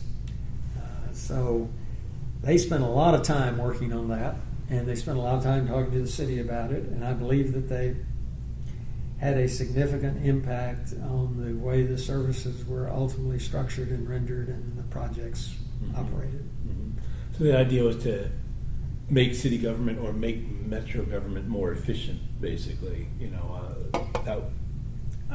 Yes, and to help providing knowledgeable assistance to the people managing these programs from real experts who gave them some perspective. Let me ask a question then. Are they involved in the growing discussion about privatization of different services? I think there was some discussion of that. I believe so. Okay. And then maybe let's segue from that then to the whole issue of housing, the housing authority. And again, let's talk about maybe the figure of Renee Glover, but your own involvement in housing related issues over quite a long period of time as well. Yeah. Well, perhaps one place to start is Renee was a friend of mine. I had recruited Renee to come to Atlanta. To your firm, right? To my law firm. So both Aaron Watson and Renee Glover at one point or another were colleagues of yours. That is correct. Renee was a partner, however. Aaron was younger and only an associate. And Renee was a partner in a major New York law firm and was on the other side of the table from me for about $1 billion worth of financing for one of my clients, and developed a very healthy respect for her. And one time when she was down here on a deal, and we worked at the printer till 1 in the morning, and I drove her back to the Ritz. I asked her, "Have you ever thought about, would you think about coming to Atlanta?" She said, "Well, I never have, but I'd like to think about it." And she did. And I tell people she's the best thing, whatever I have done for Atlanta, Renee Glover's the best thing I've done for Atlanta. Persuaded her to come here. At a Metro Group meeting at George Heary's house, I would guess before the Olympics, Richard Monte, who had come back to Atlanta from Newark. Richard had been a high-ranking administrator in the city government in Atlanta. He'd gone to Newark to be the chief operating officer of the city. And then he came back to Atlanta to work with the Olympics, and George got him involved in the Metro Group. And at one of our meetings, which I think Renee was probably there because she was participating. She was on the board of the Housing Authority initially, and was, after we shut our firm down, she went to Paul Hastings. Richard made a presentation about housing in Atlanta, and based largely on his experience in Newark, which made a profound impression on me. And one of the lines was, he said, "The life of an 11-year-old girl living in these projects is not worth living." He said, "They are horrible places, and they've got to be shut down." And he said that in Newark, the government had a rule at the time that if you closed public housing, you had to replace it with other public housing. Right. And essentially, but it had to be where it was placed depended on demographics and race and so forth. And that if you had less housing on, say, the north side of Atlanta than you had on the south side of Atlanta, building new housing, you had to build it on the north side. And he said they'd had a similar issue in Newark, and they said that we want to close these projects. And I said, "You can't close them if you don't replace them." And so they can't tear them down if you don't replace them. So they just closed them, stopped, nailed up the doors, and said, "There they are. You can do with them what you like, but we aren't going to run them anymore." And then he talked about how they took property that had been areas of town that had been destroyed in the riots following Martin Luther 67, King's well, before assassination. then actually in Newark, 67. Yeah. That had just been there, unused for decades, and how they started building moderate, lower, middle income housing there, and how it had taken off, and how the reduction of the poverty level in the city through basically closing some of the housing that housed the people who were poor had improved the overall dynamics of the city, reducing the demand for public services, increasing the tax revenues, reducing the number of problems you had to cope with in the schools and the police. A ripple the effect health. throughout everything. Yeah. And I thought, wow, gosh, I wonder what the story is in Atlanta. And so I basically started looking at these same kinds of figures, and Tom Wyant, who is the director of, I guess, community planning at the Atlanta Regional Commission at this point. Tom had been the commissioner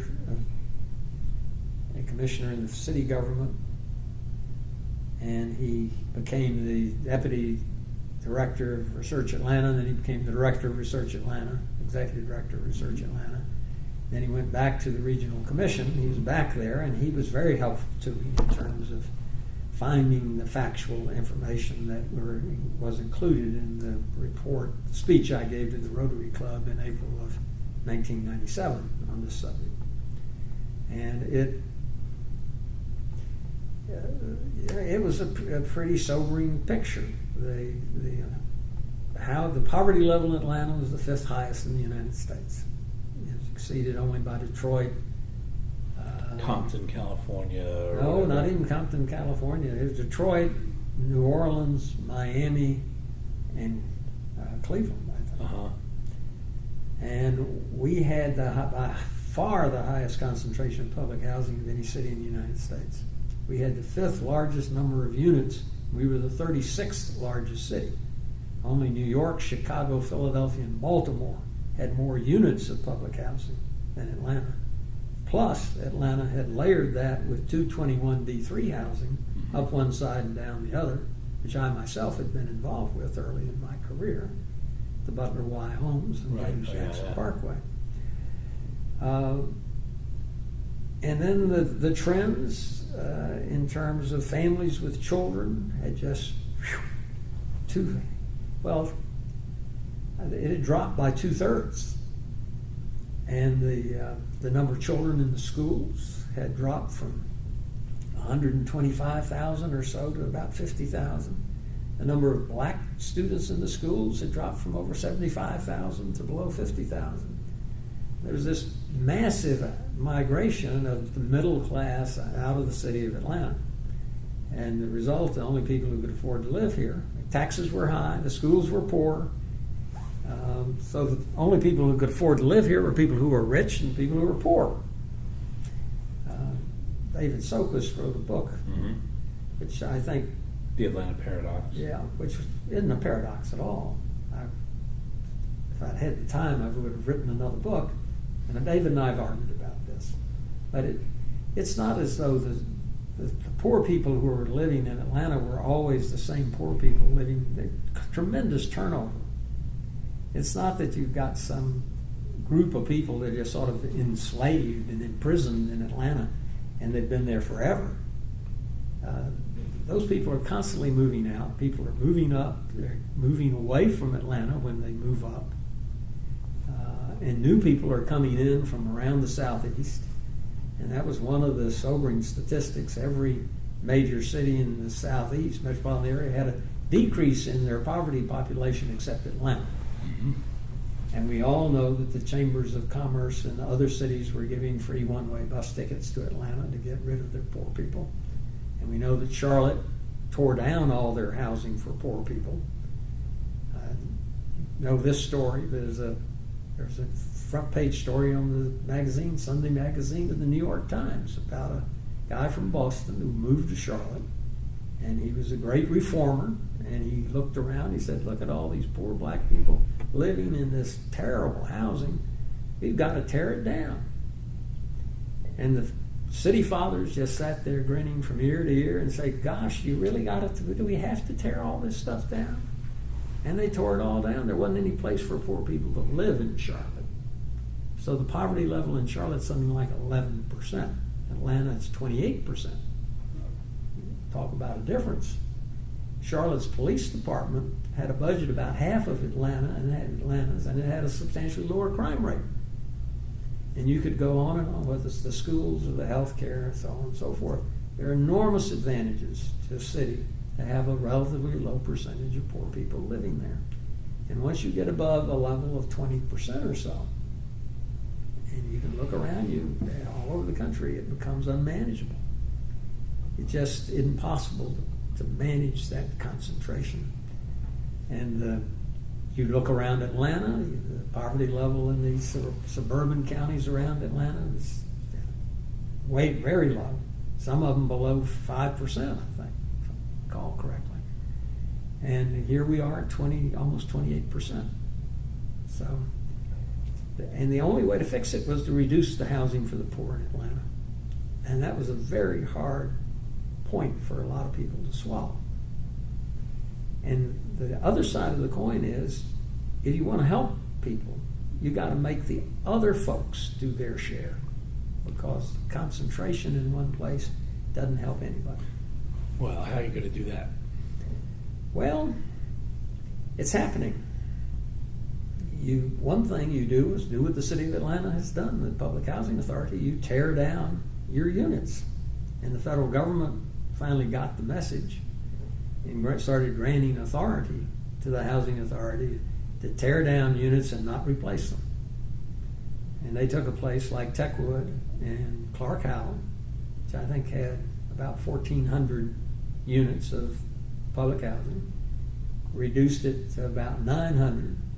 And of the 900, if I recall correctly, 40% are public housing, 40% are assisted housing, and 20% are market rate housing. This is Centennial Place in there. Yeah. Uh-huh. And you turn it over to private management.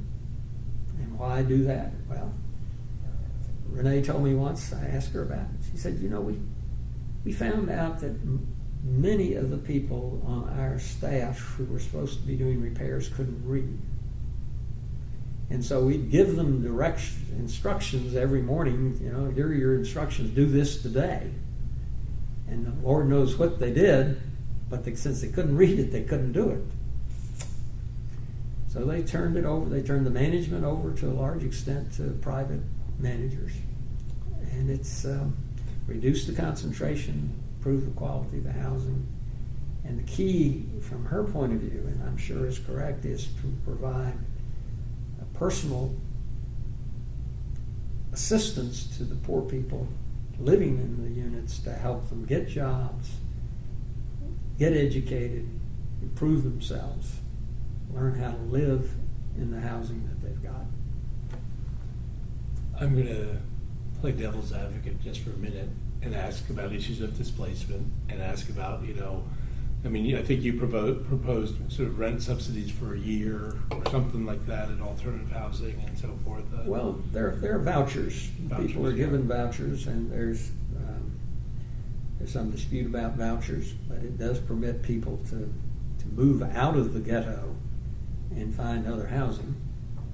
And do we know what's happened to the folks who used to live in Grady homes or Capitol homes or? Well, Renee tells me they do. They've hired economists to do studies, and she said initially there was tremendous resistance from the people, and that now she thought that the support was very widespread for what they had done among the people who had lived in the housing. Do they end up in Lithonia or where do they end up? Smyrna? Well, Danny Boston at Georgia Tech has sure. done some studies on that, and I can't quote you the results. I have read some of them, but I think it indicates that it's been pretty effective. Now, it is highly controversial. There was an article somewhere about Memphis, which had a similar program, and they said that all the people had basically been moved out to other areas where crime rates had increased and the property values had been driven down and so forth. Renee says that hasn't happened in Atlanta because they've managed the process and they've helped the people relocate to proper places. There's also a woman at Harvard who wrote a PhD thesis that Julius Wilson thought was a good thesis that basically said similar things. So there's an argument about it. You made your statement at the Rotary Club, you said, and immediately became sort of the public face for this position. And what was the response? What kind of response did you get? At the time? Yeah. I believe it was a standing ovation.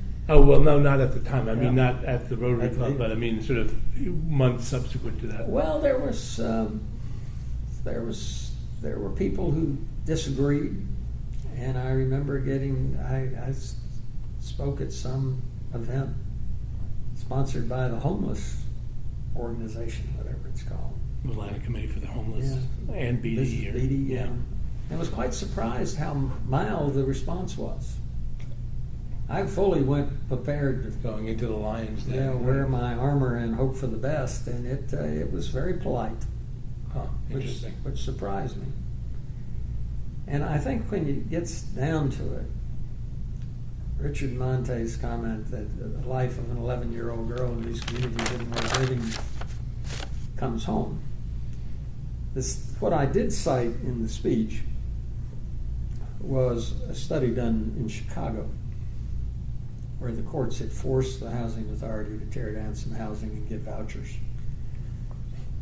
And the people on the whole had moved out of the city into the industrial suburbs around Chicago, and someone actually went and studied it, what the results was. And they got a variety of responses. I remember one statement was, well, much higher percentage of people were employed once they moved out. And they said, well, how come you got a job now and you didn't before? He said, well, there are more jobs out here. It's also safe. to work at night.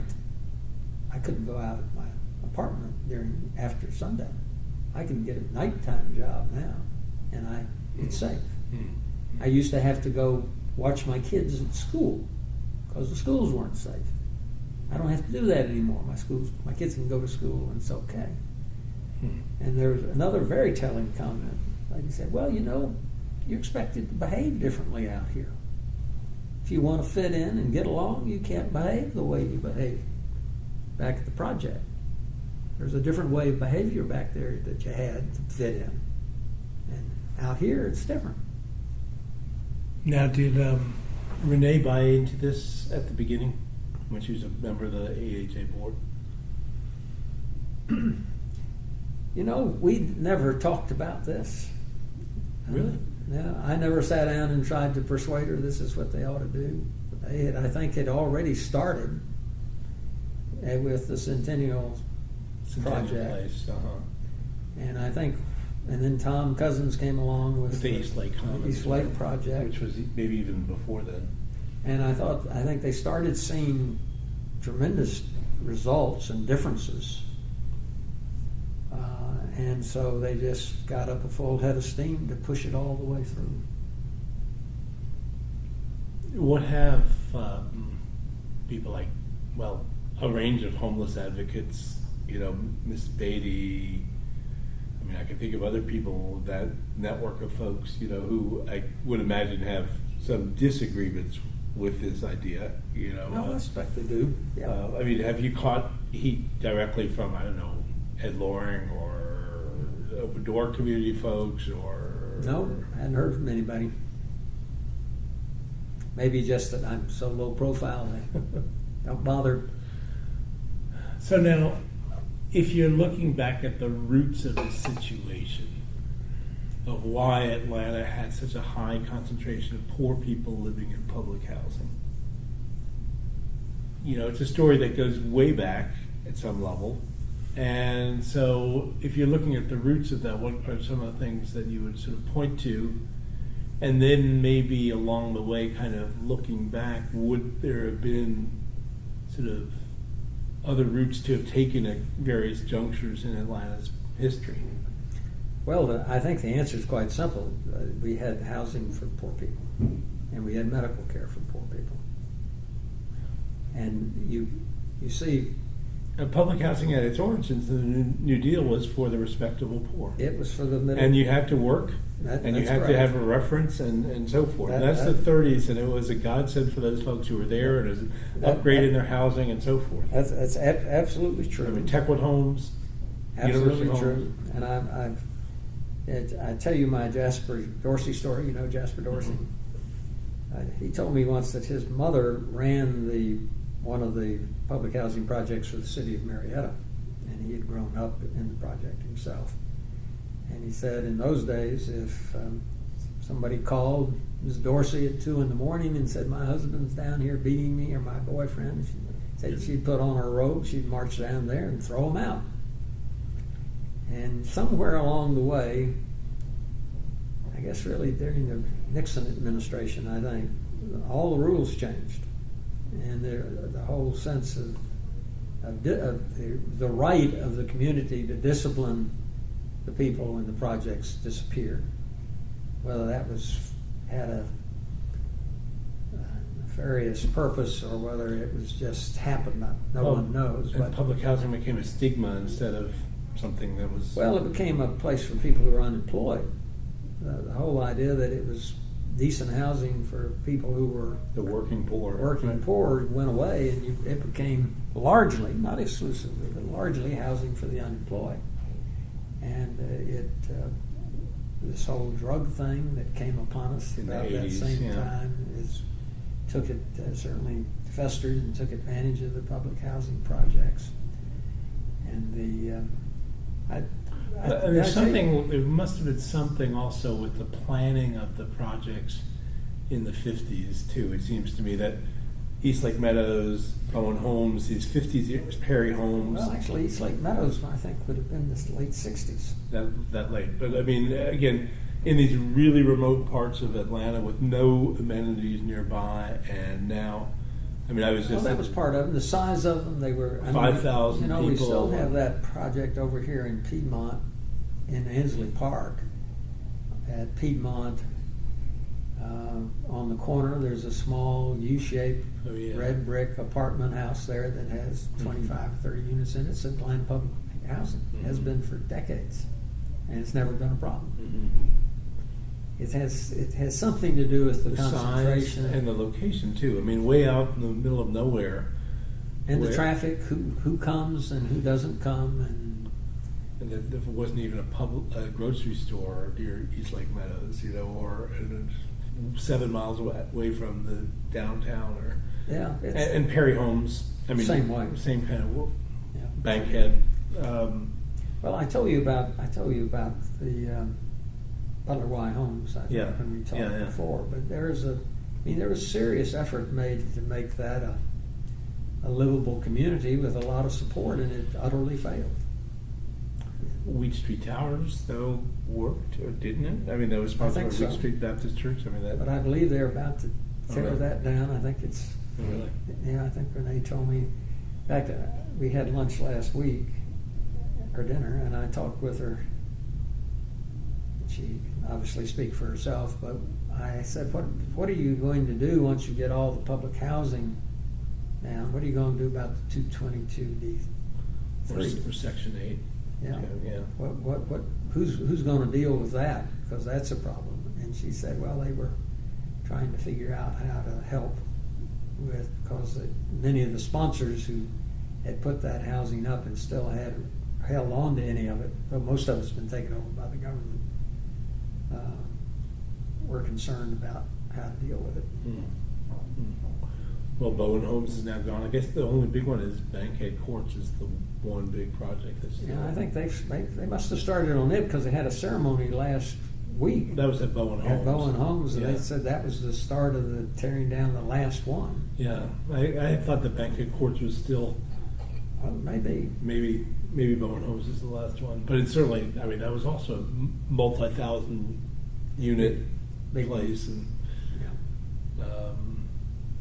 I mean all the other big ones: Perry Homes, Carver Homes, Herndon Homes, Egan Homes, Grady Homes, Capitol Homes, East Lake Meadows, gone. Yeah. And we hope the results will be good. I think it'll be a while before we know whether this really works. I mean, I just wonder whether it will lead to new clusters of poverty in West Cobb and Clayton County and in South Douglas County and and parts of DeKalb. Well, there's a tremendous amount of integration in the suburban communities. Right. I mean, it's remarkable. We didn't Yeah. think it would ever happen, and it's happening, and it's the degree to which it has occurred is pretty astonishing. And really, the progress we've made in the integration is quite astonishing. An awful lot of people who like to, even some people say, well, we haven't accomplished a thing. Nothing's improved. Well, they're just absolutely crazy. I was at a program that the Southern Regional Council sponsored on the 50th anniversary of the Brown opinion. Right. And they had several academics who spoke on the subject, and among them were at least 2 African American professors from major universities who stood up and said, nothing's changed, everything's terrible, we haven't gotten anywhere. And I wanted to stand up and say, gentlemen, you wouldn't be standing there as a distinguished professor from your distinguished institution if something hadn't changed. And there's a great book by The Ordeal of Integration by I know it. Guy at Harvard. It's a Jamaican. Derek Bell. No, it's not No, Derek Bell. He was a law professor at It's Harvard. I know.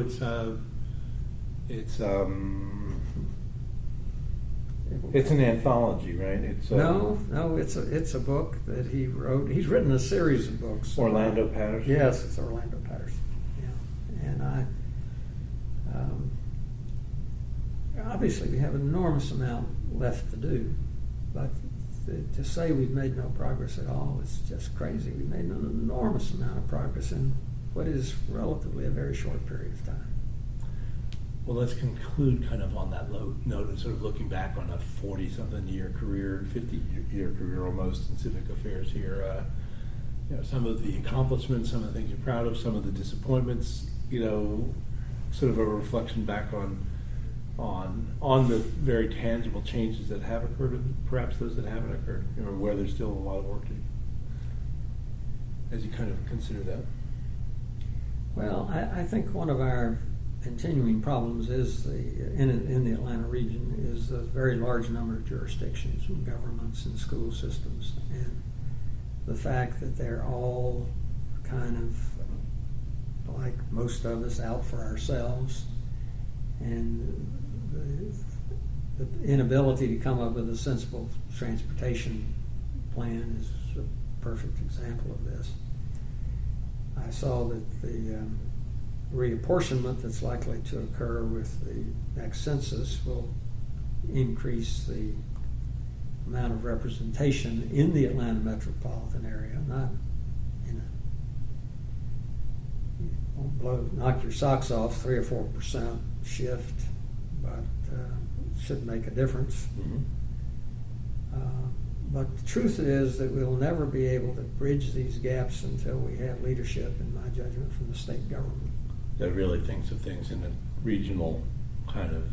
Absolutely, and recognizes that the financial and social health of the region is critical to the health of the state, and that the state has to do something to break down these barriers and to force the individual districts to work together and plan together.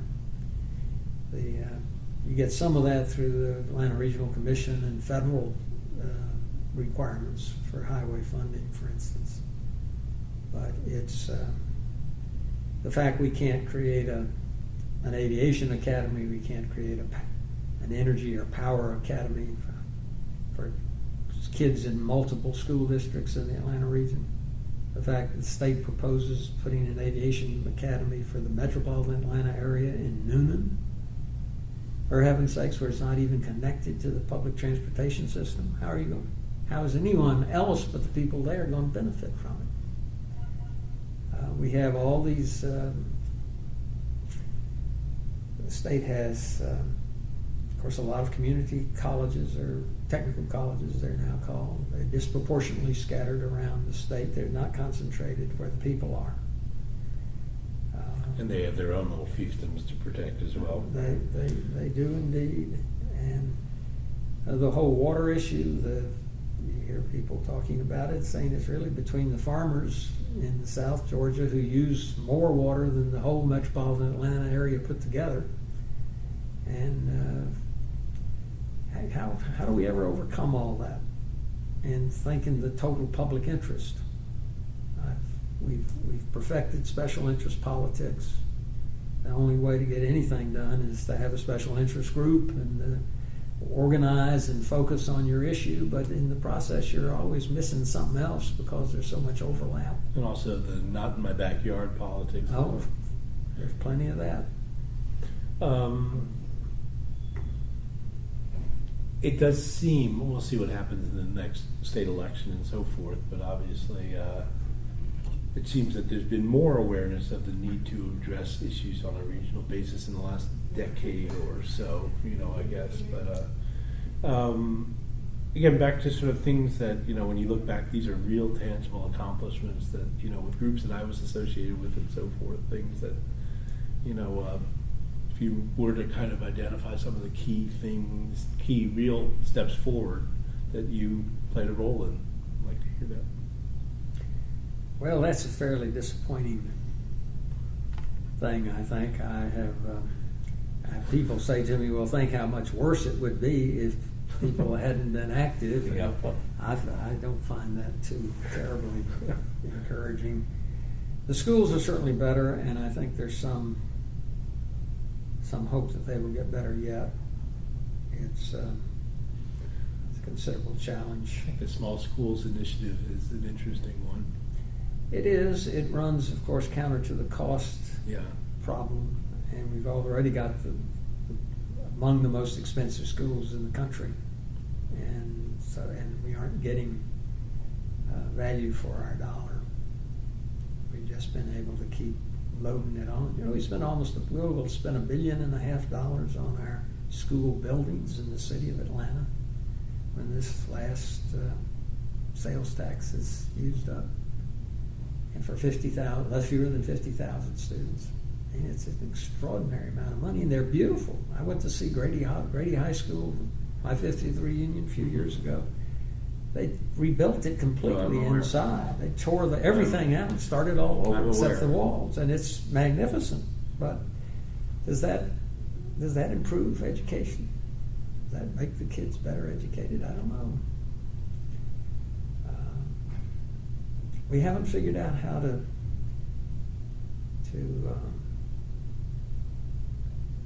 help the poor and people who are not functioning effectively in our society. We really haven't figured out how to help them get out of it, or how to push them out of it, or whatever one has to do to. And until we do, it's a big problem, because we've got the second largest prison population in the world, exceeded only by China by a little bit, and China's got 3 or 4 times the population we've got. 5 or 6 times, And all those people are not producing anything; they're just costing us money. You've got all these dropouts from college. We have a little over almost half the kids that go to college don't finish. And then we've got high school dropouts. Atlanta now says 76% of the students graduate. But that recent report from the Journal-Constitution said that close to half, or whatever. Well, they're taking remedial courses in Georgia colleges. Grady had the best results, and 30% of their graduates had to take remedial courses in Georgia colleges. They had one high school, I think, that's up around 75%. Now, are they really graduating, or are they just pushing them out the door and saying they graduated? So, I don't know how we're going to fix that. Healthcare system, big problem. We spend an enormous amount of money on our military. We spend 32% more than the next 10 largest military budgets in the world. We and our close allies spend 5 times as much money as the Chinese and the Russians combined. And you have to ask yourself, who the heck are we defending ourselves against? Why are we spending all this money, which we can't afford? And you can talk, they talk about Social Security, they talk about Medicare. Well, they've paid for themselves to date. The government has taken $2.2 trillion of excess contributions to Medicare and Social Security and spent it on current operations. And that all they want to talk about is, we got to do something about Social Security, we got to do something about Medicare, which we do. But that's not our problem today. Our problem today is we spend part of it, a large part of it, is we spend so much on our military that we don't need to be spending. Any last thoughts as we're wrapping up right now? Well, I guess it could have been worse.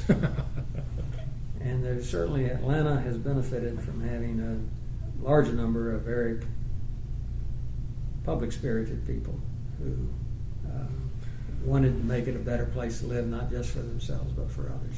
I mean, you've mentioned some of the people ahead of you. You've also mentioned some of the people behind you, the Aaron Watsons and Joe Martins and Renee Glovers of the world.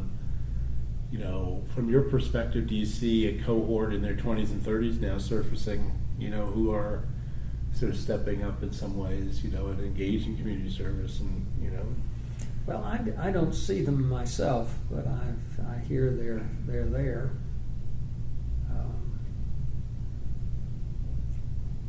And I think it's much harder today than it was. You take something like leadership. Well, the Atlanta civically, the Atlanta Metropolitan civically. A lot of people, young and middle-aged and middle status people in their businesses, they are interested, they do want to do something, but they don't have the direct contact to the people at the top. Right. It's a That- bigger that and we more had. complex and more sprawling kind of environment. Now, I don't know whether the people at the top are open to listening to the younger people. I hope they are. We were benefited from the fact that our elders were willing to listen to us and talk to us as though we were almost peers. So, All right, I think I'm going to wrap up.